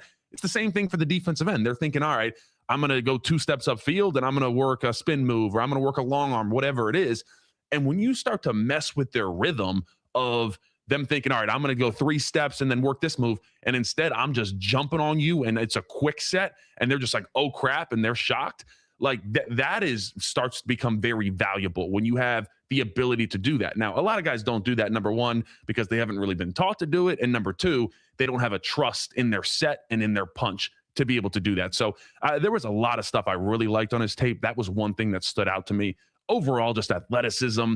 I saw him on the backside of outside zone. I mean, just turning and running and reaching guys constantly. So great acceleration. If I had to give a negative on him, the times that he did give up sacks, I think he gave up like 3 sacks last year. It was a little bit of a soft edge, meaning that he would kind of drop that outside left foot and just give an easier, softer edge to that defensive end. And so that was few and far between. It wasn't a ton of reps like that, but when he did lose, that was the biggest thing, where he kind of just conceded the edge a little bit too much for my liking. But overall, I circled him as, I would say, I don't know, it's hard. I got 3 favorites on this offensive line that I really like. He's definitely one of them. He is someone that I'm looking at that I think for sure is going to start at left tackle. And I'm sure people will bring it up, so we can just talk about it right now, of Jackson Lloyd, who coming into year 2, 6'7", 320, only saw 41 snaps last year. I got good movement, but I think the biggest thing for him is there was no way I could look at his tape from last season. And like I said, only 41 snaps. You're a freshman. You're a young guy. You got to continue to get in the weight room. There's no way I could look at that tape and say that guy's going to beat out Javen James. But we also have all of spring ball. We had winter workouts, spring ball. We got summer. We got fall camp. So is it possible? I think so. There's always that year 1 to year 2 jump is always really, really big. That's when I felt like mentally the game really slowed down for me. When I got into my second spring ball, going into my second year, that's when it was like, all right, I'm starting to get a good feel for this. So I think that's a guy that I'm looking at that, definitely can be one of the swing tackles, and I think is one of the primary backups. But I just don't see him beating out. I was talking to just kind of how advanced Javen James is. There are just too many questions right now with Lloyd. But the biggest thing for me was the anchor. Just not the ability to not be able to just kind of eat that bull rush. And it was going against, whatever. I think it was Eastern Illinois, whoever you guys played. And there was a couple times where he got really wide with his hands. That was something that I really noted. And when he got wide, there wasn't the ability to kind of set your feet and rebite back underneath. It was kind of like, oh, I'm getting walked back. And he got walked back right into Keelan Russell like 2 different times and actually hit Russell, and they both fell down. So that's where I'm like, if you're going to, be protecting, our 5-star quarterback, which, spoiler alert, I do have a film breakdown coming up tomorrow. It'll be Tuesday on Russell versus Mac. I am definitely leaning Russell. But I think it's going to be Javen James out there, but I think Jackson Lloyd's got a lot of potential. Another guy that I'm curious to see, how is Adrian Clem going to kind of continue to develop him there. I was going to say real quick, I watching Javen James, I thought the same thing. He moves well. He's a powerful guy. Only thing that and rightfully so, when you're a strong guy like that, he loves it. We used to have a guy, Lester Cotton. He played a little bit of guard, a little bit of tackle when he first got here, and he was like that. Boy, we called him Big Brutus Cotton, right? Like, if he got his hands on you, man, you were in trouble. But the thing that we did know was, hey, man, as speed rushers, a guy, like, I'm a very technical guy. I was a very technical rusher. If they give me those hands, man, that's giving me an opportunity. And the only thing I'll say, I think one thing Javen James could probably clean up, and maybe you saw this too, but like the Missouri game, when he's going in that two-hand punch, he's exposing his hands almost too freely. And it was giving that opportunity for these guys to work their scissors moves, their swipes, and kind of get an edge on them. But I'm with you in the sense of, when you look at the left tackle position, you got those two guys competing. I would assume this guy would have an edge on a guy like Jackson Lloyd, because I saw the same things as you were talking about Jackson Lloyd. Great athlete, just really young, really raw. Probably needs to get a little bit stronger. Really had a hard time anchoring. Now, like you said, it's been a few months since we last saw him in a game. Spring ball's coming up. That year 1 and year 2 gap, I agree with you. You should see a lot of movement, but I would probably think Javen James, you bring him in, starter in the conference. Probably, I'm not saying it's his job to lose, but he's probably going to go into the competition with the leg up right now. But what are your thoughts on that two-hand punch that kind of can set him up sometimes? Yeah, I love that you brought that up, honestly, because you're right. That is like the whole caveat with the two-hand punch thing is like, I'm of the ilk, and I think this is where we're moving with offensive line play. And I've said this on Twitter a couple of times. I feel like offensive line coaches, they are the last to adapt right now. Like the defensive ends that we saw in the 90s, there was a couple freaks like, 80s, 90s. You had your Lawrence Taylors, like that's great. Everybody wants to bring those up. But the average defensive end isn't even as close to athletic as the ones we see today. Like it's crazy. You're going against the Abdul Carters. You're going against all these, just crazy, we started to see that really in the 2010s. And so I felt like offensive line play, we didn't adapt. It was still like, all right, we're going to do the same thing that we did in the 70s, the 80s, the 90s. We're going to take 2 sets and we're going to two-hand punch. And it's like, why are we not adapting? And so the biggest thing we saw is independent hands. And you're starting to see that from different offensive tackles. I think Francis Maui-Noah down at Miami is one of the best examples. He's really, really good at it. But you're starting to have to do that because these defensive ends are so good, and defensive tackles too. And what they train against, if you look at the dummies they train against, it is 2 arms that are straight out like this. So why am I going to give you the exact thing that you train on? Their hands are just too good for it. So I'm totally with you. If I'm an offensive line coach and you aren't teaching independent hands, I think you're doing your offensive line a disservice at that point, because how I look at it is so often it's like, hey, your fastball, your normal down is a 2-hand punch. That's what most offensive lines coach. I think it should be your fastball should be independent hands. And then you can mix up and you can come, especially on that jump set. If you want to jump him and just absolutely stone him, that's fine. Like we can throw a 2-hand punch, but that should not be your every down thing. I think it's too easy to get beat. And that was part of when he does get beat on that edge. If you get those hands swiped, there's no recovery. But if I go outside and this gets swiped down, and then I can kick and then bring my inside hand, and then that gives me time to rebite my outside hand. Or even if you want to go inside first and then outside, I was a big inside hand first guy, honestly. But yeah, I think that's something you got to teach. I would be very curious to pick Adrian Clem's brain on this. But I think if you're not teaching independent hands, there's a problem. So I think that's a great point. That would be the next biggest thing in Javen James' game. And I think really if he can develop some really, really good independent hands and not get swiped as frequently, I mean, you're going to get swiped, but the ability to be able to recover from that swipe, like I truly think in 2 years he has the ability to go high in the NFL draft just because of his movement, his power, his strength. But there's a big if in that. It's like you're gonna have to refine that. But I think naturally a lot of guys are scared to throw that punch, and that's why you see so many grabbers. Like I was even a grabber a little bit at times because they don't have the confidence. So he's got the confidence. So I just think if he is able to start to kind of understand, hey, this is how you need to start to operate. You can throw that 2-hand punch, but let's start to use that independent hands more often. I really do think he can be a very, very good tackle. I think his set is pure, man. Yeah, no, and I agree with you. And the good news is everything we're talking about. It's technique. It's just refining technique, and that's what coaching and developing is for. And I think that's the goal behind bringing Clem in. Coach, the coach that we had previously, I'm drawing a blank on his name, but Cap. Not a bad coach, and he came from Michigan State, but I just don't think they were seeing the development that they were hoping to out of him, and probably was just that time to make a change. But everything I know about Clem, I had a teammate that played for him in Pittsburgh, and that was one of the biggest things that he said was from a developmental standpoint, IDing rushers, giving them homework and just things to really break down like on their opponents, young guys, getting them ready to play and teaching them a lot of fundamentals that can help them. He said he's second to none with that, which I think is going to be vital for this young offensive line, or at least new, fresh offensive line that we're going to see. We're joined by Landon Tangwall of the Landon Tangwall College Football Show. Landon, we're going to hit a quick timeout real quick because we are on radio as well. But when we come back, I'm going to let you dive back into the guys you like on this offensive line unit, and then also young players in general and overall the 2026 outlook for this Alabama football team. We got to hit a quick timeout. We come back. We keep on rolling with Landon right here on the Miller's Edge, Tide 100.9, 1230, WTBC.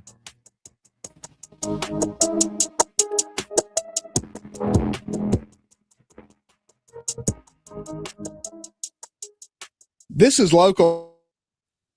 Sorry, Landon. We had to keep up on the breaks, man. How much time do you have? Time like 15, 20 more minutes? I'm chilling, man. You got me. You got me, dog. Perfect. I was about to say, because our radio show runs through the next 30 minutes or so, and we'll have to hit probably another break, maybe 2. So I'll try to, split it up in between us talking. But I wanted to make sure you had plenty of time to really discuss things, because people are loving it, man.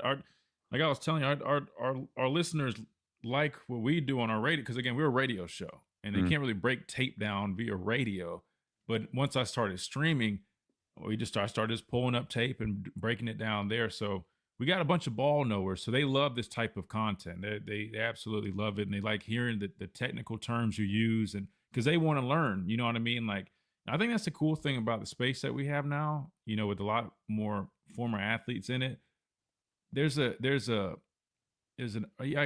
hunger from these fans. They want more of that side of things. Like, they're actually eager to learn. I think in the past, people just used to watch on TV and like, oh, why didn't he catch that? Why did he score? But now they want to know, why are guys doing this? What makes this successful? What makes this not successful? And that's why I've been enjoying keeping up with everything you're doing. You're doing a deep dive on all these guys, man. So they love it, man. So really keep up the great work, brother. I appreciate it, man. Thank you so much for having me on. No, I love doing that. I was always trying to figure out when I first started. I'm like, how can I separate a little bit?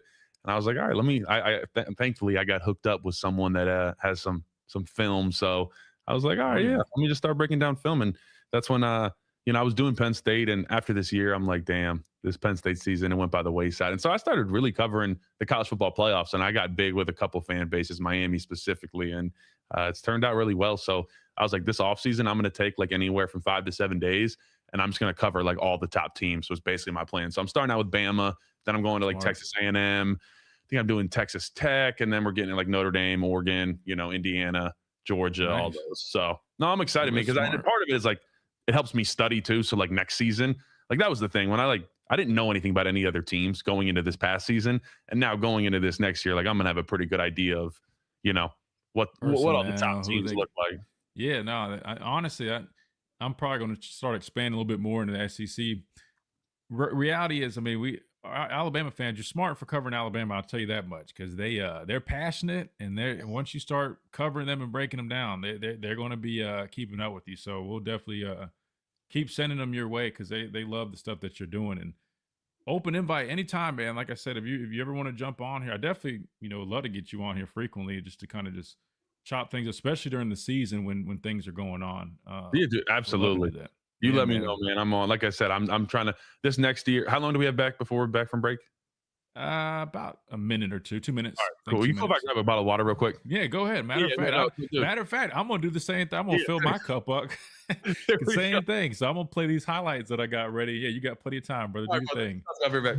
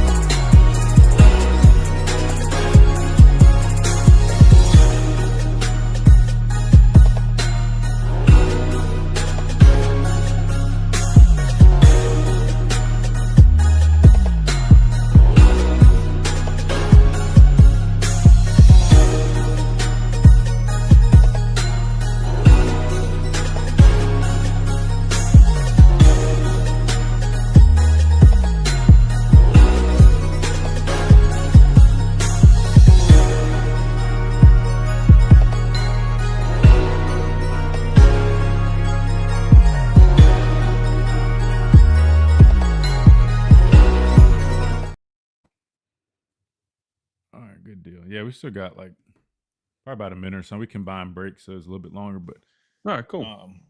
Yeah, good deal, man. But yeah, maybe you need to maybe at some point get your little radio show up in Penn State area, man. Bro, I know. I've been talking with my producer about that because originally I was doing it, dude. During the season last year, our station locally, because we're middle of nowhere, it actually just like went off air for like 3 weeks. It's all over the place. Because we had ESPN radio, and then now we're Fox radio, and yeah, dog, I'm not gonna lie, it's a mess. It's a mess. But you would crush it though, man. You would crush it. Only things, like I said, radio, you can't really, like you're talking about breakdowns and stuff. It's a little bit tough to kind of weave all that, but it is cool just to kind of have that platform. I think you'd be great at it. I appreciate that, man. No, I've definitely been thinking about that. Are you on every day? Yeah, Monday through Friday. Now that's the other thing. Sometimes it gets a little tough when you're trying to stretch content every single day for a 2-hour show on top of, doing the breakdowns and stuff. It's a little difficult, but you get guests on, and it just kind of, makes the conversation fresh, get other perspectives, and there's always something to talk about. I mean, whether you absolutely think there is or not. Absolutely, dude. I love that you brought up the Javen James 2-hand punch because I actually did. I had that on my notes, but I didn't bring that up, and I'm really glad you did because I truly believe he could be like a freaking dude just because of his movement, his power, like his ability to recover too. That's something I didn't say. Like specifically, what game was that? Was that Florida? I think it might have been Florida. Had some against Tyreek Sapp, had some really nice reps where like he just was able to, he wasn't in the greatest position, but was able to recover.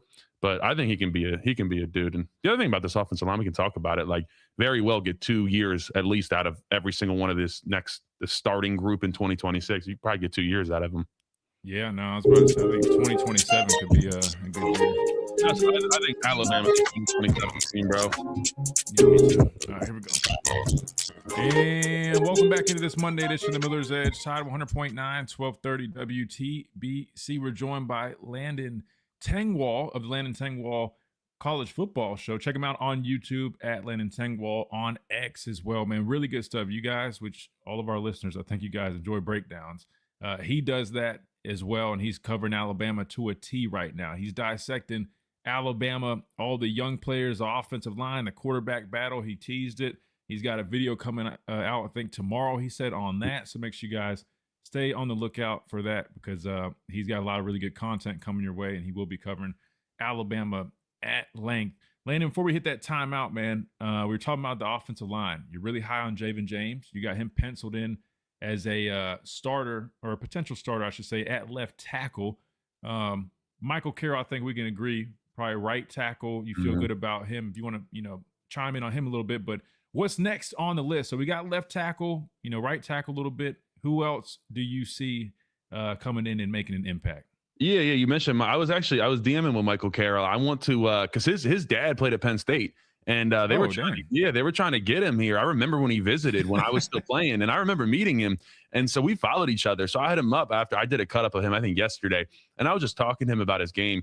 I want to try. I think you guys would like it. I'm going to try to get him on. I'll have to get it approved by them, but I'm going to try to get him on to like talk about his tape because I really like a lot of his stuff. I mean, once again, similar to Javen James, like super clean as far as movement wise. I love how he moves 6'6", 320, exactly what you want out of your tackle.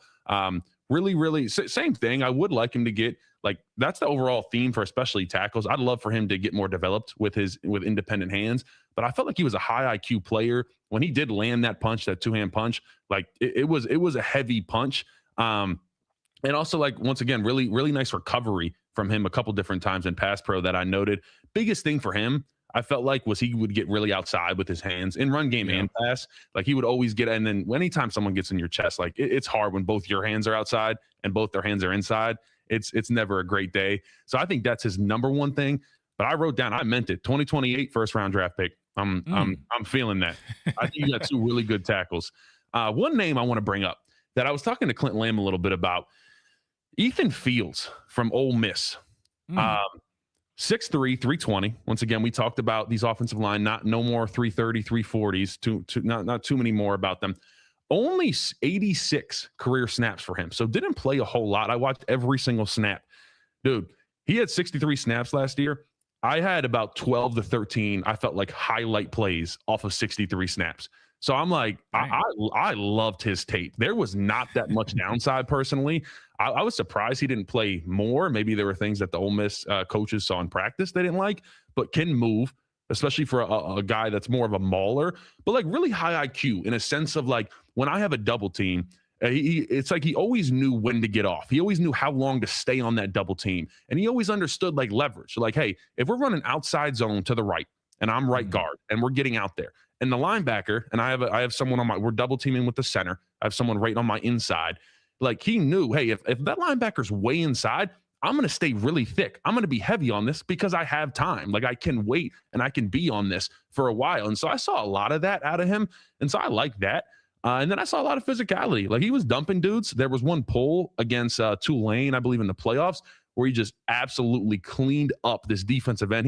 This defensive end swam the tight end, and he thought he was in the clear. And Ethan Fields was pulling, and it was just boom, and just laid him out. So, like I said, really has not played much football going into year 3. But I think there's a guy I got him penciling in as the starter at right guard. I was looking at him. The only negative I put was like sometimes just out of control. But I can work with that if I'm Adrian Clem. I can figure out, I can say, hey, let's tone it down a little bit. If that's your only negative, really, for the most part, like obviously everybody's got a bunch of different stuff to work on in their games. I can mold that into what I want it to be. If you're just a little too physical and out of control, that's all right. As a guard, I think he's going to be really, really good. I don't know if you got a chance to watch any of his tape, but I was impressed from with you. Matter of fact, from you, because he was the only guy, and I put it up on our stream so our listeners can see it. He was the only guy I didn't get a chance to see. And I probably should have gone to his bio and saw what games he played in, but I saw he hardly played. So I didn't really know where to start. And so I realized after you had watched your breakdown, I was like, oh man, I could have just gone to the bio and saw which game. They mentioned how many snaps he played in what game. But no, after seeing the clips that you pulled out, I said it, I think it was on our show Friday, maybe. I was impressed with the clips you put up. Now I did say, I'm like, now these are, highlights. So I want to see the whole picture. But like you mentioned, the highlights themselves though, I mean, even the little movements, like the football IQ you're talking about when they're working combo blocks, climbing up to the second level, knowing where to have his hat, right? The timing of it, a powerful guy, and he moves well. Like the question I had was, why didn't he play earlier? Because I think he's a redshirt sophomore. He should be maybe a redshirt junior in this upcoming season. Oh, yeah, going to year 4, yeah. Yeah, I think he is, if I'm not mistaken, which I had to wait my turn. I didn't earn my starting job until I was a redshirt junior. Granted, I was at Alabama behind, Tim Williams, Ryan Anderson, a number of other guys that made it. So we kind of had a wealth of players there. But still, no, I was impressed with what I saw of him. And after watching the clips you put together, I can totally see why you have him penciled in as a potential starter at guard, because to me, he definitely looks the part on tape, and I'm excited to see him next week at spring ball. Yeah, that's the number one guy that I'm most curious. Maybe we'll talk about a couple other guys that I'm really curious to see kind of what does their transformation look like from where they've been through spring ball. But that's the number one. Like you said, that was my biggest thing. I'm like, why did he only play 63 snaps last year? I really was shocked that he didn't play a lot more. So yeah, that's someone. If I'm an Alabama fan, I'm keeping a heavy eye on him. And then talking about kind of just the other guards in there. We were talking about Nick Brooks a little bit earlier from Texas. This is the outlier in terms of you did go and get a huge body, 6'7", 350, just a massive human being. But as we've seen in the past, as we've seen, sometimes with Caden Proctor, and obviously this is a guard, his movement wasn't all the way there. And it almost felt like he's not all the way comfortable yet in his body, which is how big he is. And so that's where he struggled. I mean, I think he had 4 games that he played in, allowed 20 pressures in 4 games. Dude, one of those, if you want to laugh, watch that Texas offense against Florida defense. Bro, poor Arch Manning. I think it was 37 pressures and like 9 sacks. It was disgusting the way Arch Manning was just getting battered. And Nick Brooks had 9 pressures allowed in one game. So I put like a ton of upside because you have this massive body, but I just don't know if you're going to be able to get him to be able to play within his framework. That's the biggest question. And I think that's the number one guy I'm looking at and saying, okay, what can Adrian Clem do with Nick Brooks? Can you turn him into one of those just big guards that can just move people out of the way? Or is he going to continue to struggle with the movement? And also a younger guy. And we were talking about how Ethan Fields was really good of high IQ of just understanding those combo blocks and how long I can wait before I'm climbing up to a linebacker. It was kind of the opposite. Looking at Nick Brooks, there was a lot of times where I'm like, dude, that nose went away from you, just climb up. Like there's nothing else for you to do. And he would just follow it and just then completely miss on the linebacker that would just come free. So definitely got some questions in his game. But I think that's someone that is definitely going to be a depth piece at guard for you. And like I said, once again, who knows? You got 6 months. Can he be a guy that Adrian Clem can mold into a mauler up front? Yeah, I was going to say, I watched his tape and I watched the Oklahoma game, I think Mississippi State, and maybe one more, but I agree 100%. And what I wrote down for him was very raw technically. And then I mentioned, you talked about passing things off and just not having the football IQ. Again, he's a young player, but knowing, right, tendencies, or if I'm seeing this tackle, this nose work this way, okay, now I can, find work. Now I need to, be ready to he just didn't really seem to have that understanding yet, which that will come with experience, you hope, but definitely the tools are there. And listen, he's one of those guys. He's got a big body, like you said. I mean, when in the run game, and he could definitely move some folks at times. But again, I think cleaning up all the things that he just doesn't do too great and just having a better understanding of the game will take him a long way. So I definitely saw that as well. So you got right tackle, you got Michael Carroll right tackle, you got right guard Ethan Fields. You mentioned the depth there. We already said left tackle. So you got 2 left, Landon. You got a center, and you've got a left guard, man. Center, tell us about what you think about him. He's got one cool name. I can tell you that much. But boy, he might be up there he's got to be on first team, all name team for sure. Racing Delgatti. I had to double check. I'm like, there's no way this is his actual name. Like I was looking at QB Reese, and I'm like, hold on, we got some names on this squad. Kool-Aid McKinstry a few years ago. I think he had the top spot. He definitely did. So Racing Delgatti, he is a Cal Poly transfer. So, naturally you look at him, 6'3", 300. And this is a center that is pulling a ton on tape. And I will say, when I went to go watch him, it was limited. I think my database only had like 3 all 22 games. So I only watched 3 of his games, admittedly. But the biggest thing with him is just, that transfer from not only FCS football going to FBS, but like you're going to the SEC. You're going to hang out with the big boys. And so my thing is like, you can move great. I love how he finishes plays. He always wants to just drive guys through the whistle. So I love seeing that on his tape. But my biggest thing was just that physicality at the point of attack. There was a couple back blocks where he just got driven all the way back into his running back. And once again, got outside with his hands where he was, and defensive tackle completely up in his chest and was able to drive him back. And he just didn't really have the strength or anchor to be able to fight that with his hands being on the outside. So that was one thing. And the other thing is like, the IQ in pass pro wasn't all the way there for what I'd like, if you want to be honest with you. I just felt like there was a lot of times where I'm like, hey, can you help that there? Can you just give a little bump before you climb up? Or can you just give a hand right there? So there were times where I had question marks about that, but I think he's the starting center just because of how he can move. I don't need you to be extremely physical at center. It is definitely more of I feel like it is more of a position battle of like, I'm trying to get position on this defensive tackle. And it's like, it's a slow death basically at center a lot of times in the run game. That's kind of how I describe it. But yeah, I mean, overall, really solid player. And my biggest thing with him is just the athleticism to be able to get up on linebackers, to be able to react when they give you like a jab this way and then they go back the opposite way. And he had a really good job of like throttling down and being able to recover in the run game when he's dealing with someone that is a better athlete than him. Really like that stuff on tape. So once again, another guy I'm really curious to see what comes out of spring ball around his name. But I think you got to pencil him in at center.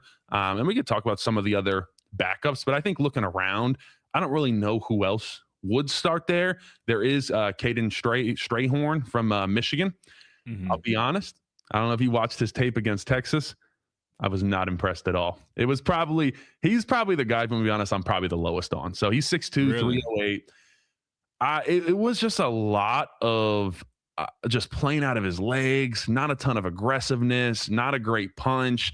There was a couple, I think 2 different pulls where he just pulled and just completely missed this guy. It was kind of like, oh crap, there he is.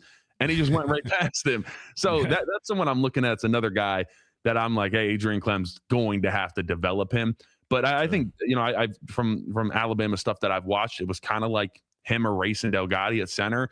And I just think Rayson Delgatti's a lot more solid and just plays a lot more, like I said, struggles with the physicality a little bit. And I'm curious to see what that jump looks like. But I just think he's got a way better just foundation for himself going into this 2026 season. So I think that's kind of the battle at center. Is that how you see it?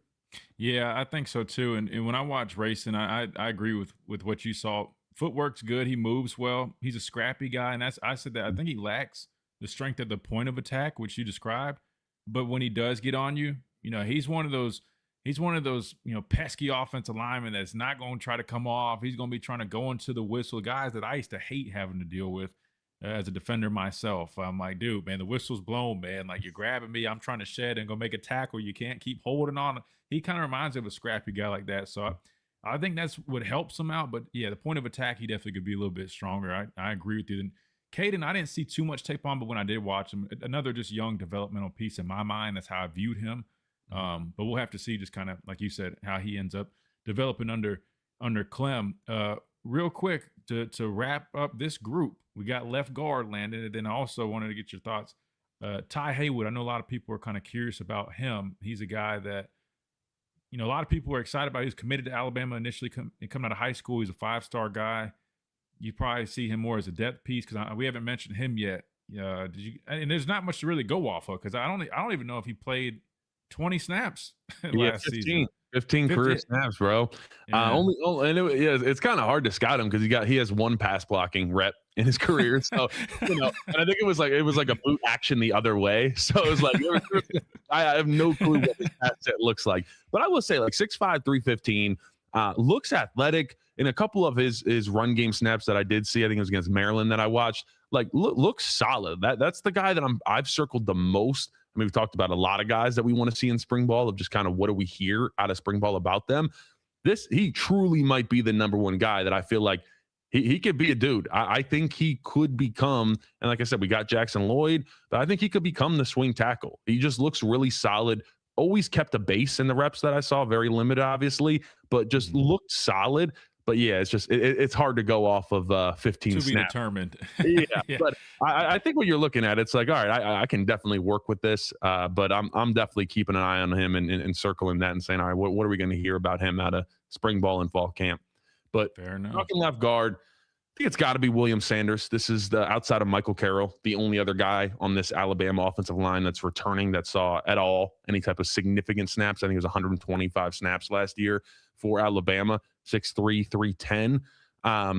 My biggest thing is I'd like him to be a little bit more physical overall. I felt like there was a couple times where he just got dented a little bit too much. And that's what, when you're talking about having a little bit of lighter offensive linemen, especially at guard where you don't have that 340 frame and you're just 310, that is a little bit of the trade-off. But that was my biggest thing, was just that physicality. When that defensive tackle is trying to put two hands into you, can you move them out of the way if you're William Sanders?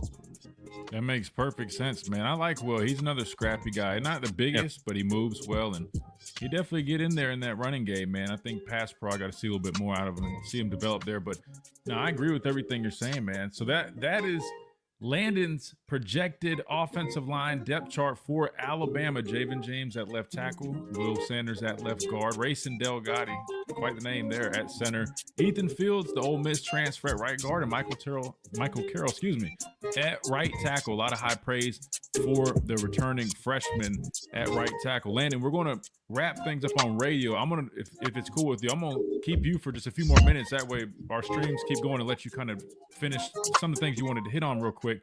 And then make sure you plug your stuff. But go ahead and plug it for everybody listening on the radio side of things. Again, Tide 100.9, a flagship station for Alabama sports. You're doing a deep breakdown on Alabama.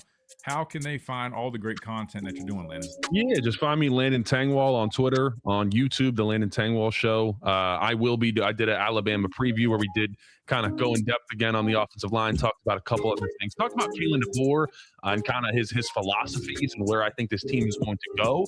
And then tomorrow I will have a film breakdown on my YouTube, The Landon Tangwall Show, of the quarterback battle. And give you guys a look at who I think is going to be QB1 in 2026. Heck yeah, man. Sounds good. For our radio listeners, that'll do it for us right here on the Miller's Edge, Tide 100.9. Big shout out to Landon Tangwall. Again, make sure you check him out, Landon Tangwall, on X and on YouTube, the Landon Tangwall College Football Show. We'll be back with you guys on the radio side of things for a Talking Tuesday right here, Tide 100.9, 1230 WTBC. You've been listening to the Miller's Edge, tackling sports daily. The Tuscaloosa threat. All right, sorry about that, Landon. The only thing is the radio, man. Those ad breaks, they start kind of getting stacked up, and I gotta make sure we do that because I don't want to mess that part up. Real quick, brother. I was about to say what we should do is, man, what's your schedule like? You're gonna be working on the next team. I was about to say, part of me wants to bring you back on that way you can kind of really dive into some of these young players and, like you said, Kalen DeBoer, like whole season outlook. Since I've already kept you about an hour, I don't want to keep you too long. Dude, we can. I can definitely. I'm always around to hop back on, dude. Especially right now. I got a lot of time in the off season. I am going to move on to. I think in 2 days I'm going to start to cover Texas A&M. But I got a lot of stuff. We haven't really talked too much about the defense. There's a lot of guys on there I was excited about. And we can even talk about this quarterback battle as well a little bit. Yeah, we got to. See, that's what you tell me, man. You think it'd be better if we circle back to it when you have a little bit more time, maybe, or something like that? Or what do you? We can keep talking right now, but I'm down. We can keep talking right now, and I'm down to come back on, man. All right. Well, let's give a quick little preview to it then. I'll definitely plan on getting you back on here because I know there's plenty more to get to. Give me your. We got to the offensive line. Let me make sure I had this. Yeah, the next thing actually was overall outlook, man.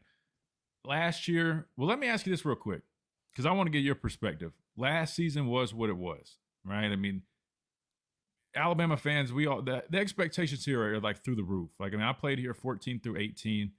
I played in 4 straight national championship games. So, I mean, it literally was like all I knew. And fans, they grew to, expect that pretty much every year, even before I got here, all the championships that Coach Saban was responsible for. And so when Coach Kalen DeBoer got here, we all knew those are still going to be there. But I think anybody else, any other school, if you gave them our season last year, was like 11-4, whatever it was, made it to the SEC championship game, made it to college football playoffs, got a win on the road at Oklahoma. People probably would be fine with those things. Here, people are like, still not good enough. But I would argue it's not so much the record. It's not so much just like the surface level picture. I think what had people concerned was the way and the manner in which we did lose when we did. The Indiana game, it was a beatdown, man. It wasn't pretty. And you just don't really expect that out of Alabama. The SEC game against Georgia wasn't a great showing. Us not being able to run the football, us not looking very physical, us showing up to play Florida State and just really looking like we were like the little brother, and you know what I mean, several times. I think that's what bothered people. From your perspective, outside looking in, you're a Penn State guy. What was your thoughts on Alabama watching last season from afar? Yeah, I mean, like you said, so I mean, Caitlin DeBoer, last year, obviously, the expectations are high for him. You expect him to come in and win a lot of football games. And I think that it is hard when you're 129th in rushing in the FBS. You're not going to win a lot of football games. But you look at the past 4 SEC teams to win a national championship, and that's 22 through 19, and that's LSU, Georgia twice, and Bama. And you look at those teams, and they didn't run the ball too well. Like outside of Georgia in 2022, I think they were like 14th in the nation FBS. Yeah, everybody else was like 40th or 50th in the nation in rushing. And so I don't think you have to be, the type of team that's going to be the a Michigan 2023, if you will, where you're just ground and pound. And I don't think that is Kalen DeBoer. That's not his game at all. But if you want me to be honest, another piece of what I felt like was a big struggle last year was the pass protection. And you look at Kalen DeBoer, and really his past teams of how he's protected the quarterback, it's been pretty good.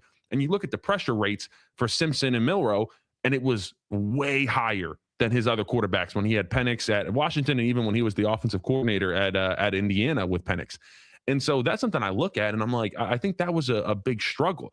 I'm watching Ryan Williams and really studying him for about 5 games straight, and there was a lot of stuff that I really liked from him. And so I looked at it, and I'm like, well, there were so many times where Ty Simpson had to make stuff happen where it just wasn't there. Like the protection wasn't there. And so, a lot of people asking why, what is wrong with Ryan Williams? Well, there's a lot of reps where I feel like he really won. And I'm like, oh, he beat his man downfield. And then as soon as I look back at the pocket, it's like, oh, Ty Simpson is getting clobbered by like 2 guys.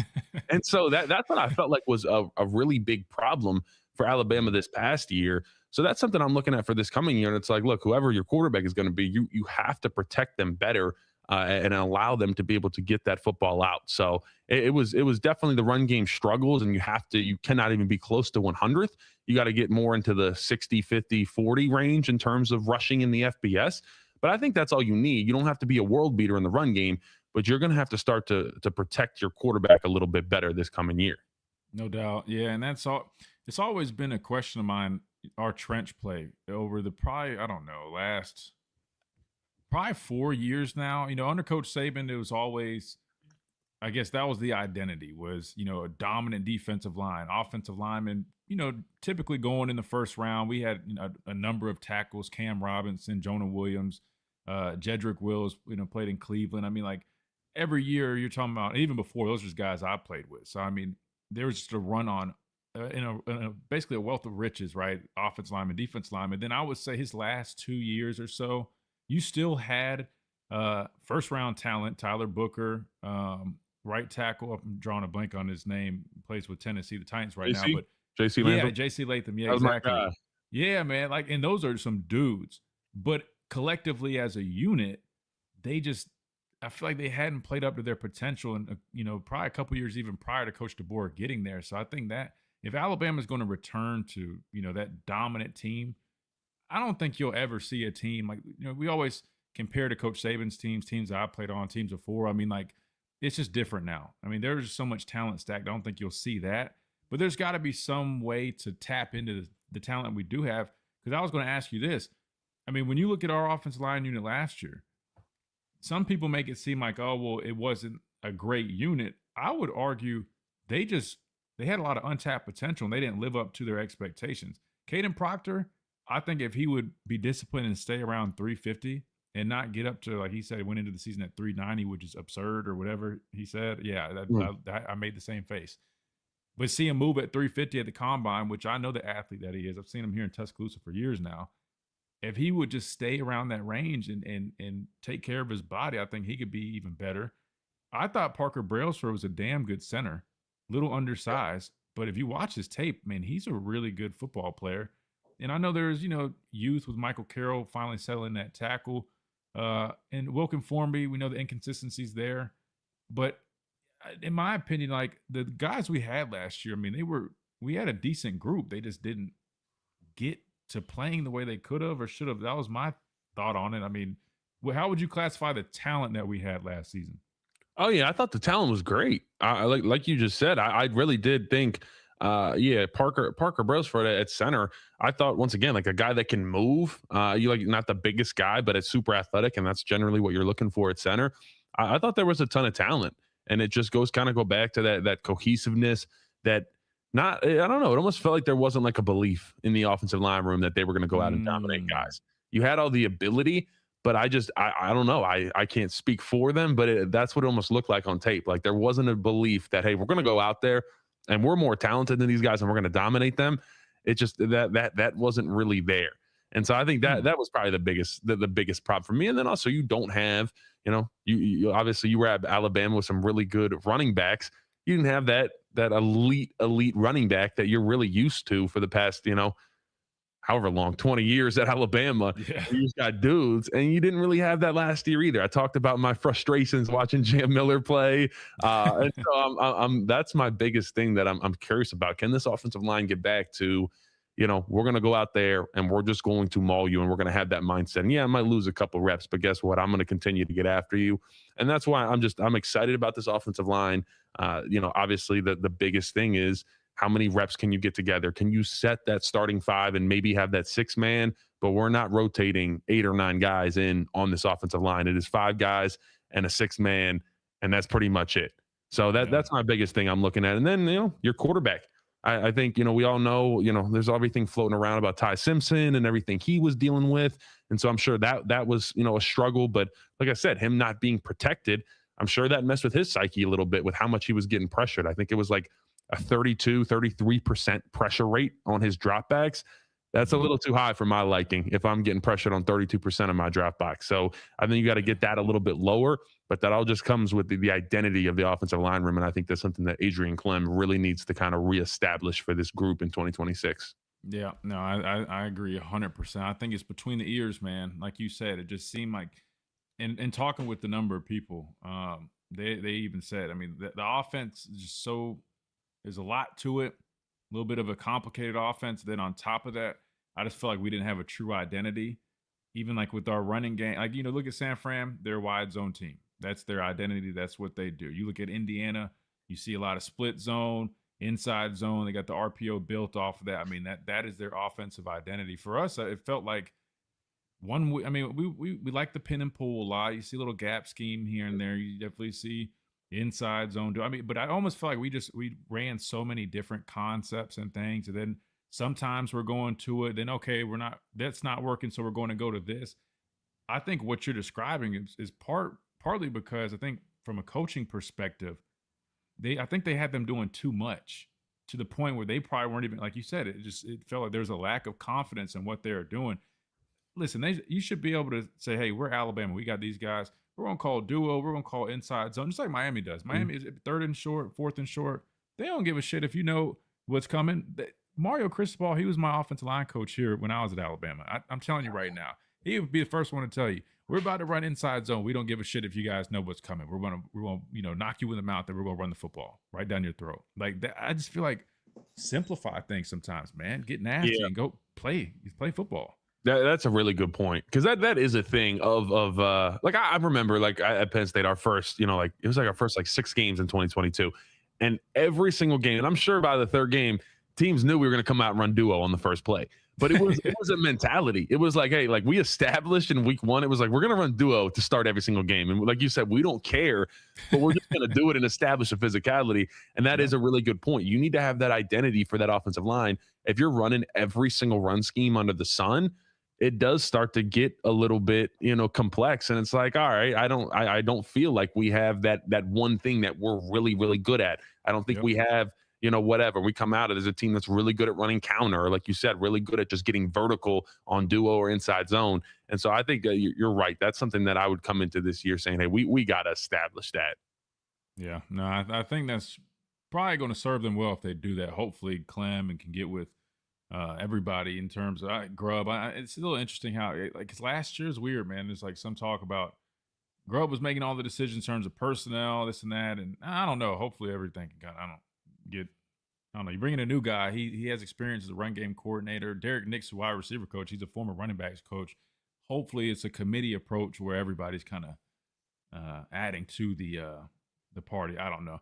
Well, Landon, I'm not gonna keep you. I do want to. I know you're diving into, I think you said A&M, but if you're free, maybe next week or something, would love to get you back on, even if it's not a whole hour like this time, even if it's just for 20, 30 minutes, just to kind of recap the whole team and then dive into the defensive guys. Get with me on your schedule next week if you think you have. Like I said, it won't have to be a whole hour like that. We can even just 20, 30 minutes. We'd love to get your 26 overall outlook and then dive into some defensive players. That's my thing, man. I'm excited to see what you got to say about that, because I saw your video on Drake Kirkpatrick, and man, he's one of those dudes, man. He's one of them old school guys, and his dad played here. I mean, it makes sense. So we're excited about him. But yeah, man. No, dude, we'll definitely get together, talk some defense. I got a lot of notes. I watched all the transfers too. Caleb Woodson, Devin Tompkins. I watched a ton of Terrence Green, Oregon transfer. Damn, yeah. You got to come back next week, because I'm not gonna lie to you, because I want to talk about the D line, because I have a lot of from my perspective, definitely some question marks. There's some good with some of the guys we brought in, but there's definitely some that I'm like, it's a little bit different than what we're used to here. For example, like Tompkins, for his size, he's a good athlete, offers you some pass rush, but I don't know if you saw the Iowa game, and that one, man, his ability to hold up at the point of attack. I mean, he didn't look comfortable playing inside, but I also think he's too big to be a true edge guy. So I'm like, man, it's interesting to see how they're going to roll with these guys. But damn, you watched all of them. Yeah, you got to come back for sure. Yeah, I did. I want to talk about Kirkpatrick. I was actually laughing watching his tape, because I'm like, in my notes, I just put, holy shit, this guy likes to hit people. And there's no waiting. There's no I'm second guessing. It was just like, boom, I'm getting downhill. Same thing with Red Morgan, bro. Red Morgan likes to. We'll save it, bro. We'll save it. We'll save it for everybody. Maybe we'll talk a little bit. No, we'll talk mainly defense, but maybe we can talk some Austin Mack versus Keelan Russell as well. But I got a lot of thoughts. Yeah. QB Reese too. There's a lot of stuff to talk about on the defense, man. Yeah. Let's punch it in. Hopefully next week we'll do because we start spring ball next week, so it'll be a great time, because there's gonna be a lot of listeners tuning in, because I think the first practice is Monday or Tuesday, and we should be getting Coach DeBoer, I believe, on the show this week. So there's going to be a lot of good traction. So jump on next week, man. Like I said, it doesn't have to be the whole hour or anything like that, but talk defense, talk quarterback battle, and I think it'll be really good stuff, man. But before I let you go, man, tell everybody one more time on the stream, man, how they can check your stuff out. Everybody's saying thank you, by the way. They really enjoyed it. Yeah, appreciate you guys, man. Appreciate you guys checking out all the content. You can find me, Landon Tangwall, on Twitter, and then the Landon Tangwall Show on YouTube. Like I said, we will have that quarterback battle full film breakdown out tomorrow, which will be Tuesday. And then, we already have the Alabama season preview up. So we'll be doing a lot more stuff. But, especially if you want those cut-ups, I do a lot of, mini, anywhere from a minute and a half to 3-minute cut-ups on – I think by the end, I got 4 more cut-ups to do today that I'm going to sit down. So I think by the end, if you want to go on my Twitter and scroll through, we'll have anywhere from 10 to 12 film cut-ups on a ton of different guys, especially the transfers coming in that not everybody's fully aware of. So definitely follow me there. I got my Red Morgan one coming. I'm about to go sit down and record that. I'm excited. I'm gonna have a lot of sound effects. I like to do sound effects, and especially when someone's laying the wood, bro. It's a good time. So we'll definitely get back on. But I appreciate all you guys checking out all the content. Man, anytime. Seriously, man. Yeah, I'll get with you on a time, date, and all that stuff. We'll definitely do it, man. But be easy, man. Take care of yourself. I know you're grinding that tape, man. Don't wear yourself thin, because you definitely can do that. I learned that during portal season. I was like, everybody was like, "Hey, we want cut-ups. We want cut-ups." So I'm like going through this tape, bro, and I'm like, "Golly, man." I'm like, it's a grind. It's a grind, man. It's a grind. No doubt about it. Well, be easy, brother. I appreciate you jumping on, man. I look forward to doing it again, hopefully next week, man. Absolutely. Appreciate you, brother. Yes, sir. Take care, guys. All right, man. That'll do it for us on this Monday edition. Take care, guys. I think I was thanking everybody here, man. Landon. Big thanks to Landon, seriously, joining us, man. Really good stuff. He's great, man. He's great. So for all you guys that like cut-ups, like Bama content, he covers everybody. He's a Penn State guy. That's where he played. That's who he covers most of the time, but now he's expanding and doing deep dives on Alabama football. So check him out, Landon Tangwall, on X, on YouTube as well. Really, really good stuff, really good content. And we'll have to do it again, man. And if you guys like collabs like this and stuff like this, make sure you guys subscribe, like the video, share it, all that stuff. That just helps us out, helps us grow, helps more people see us, and it makes it even easier to get more folks on here as well. So definitely make sure you guys do all that as well. Jake, to answer your question, is he on Spotify or just YouTube? I'll have to look. Let me look at his bio on YouTube real quick, see if it says it. The link tree. I think he does have a Spotify. I think he is on Spotify. So if you guys prefer Spotify, I think you can check him out there as well, man. Really good stuff. Really good stuff. That said, I'm going to get out of here for today. Hope you guys enjoyed it. If you guys missed any of it, you can always go back. I'm probably going to cut it separate as well and post that as a separate video. Probably do some highlights and stuff from it as well. Tomorrow we got Clint Lamb at the top of the hour. Excited about that. We'll get his thoughts going into spring ball, which kicks off next week. Wednesday we got Gray Robertson joining us. Thursday we got our guy Adam and Brandon, and I'm gonna try to work on some more guests, maybe some new guests with spring ball coming up. We'll definitely keep rolling right here. But appreciate you guys, and we'll look forward to doing it again tomorrow.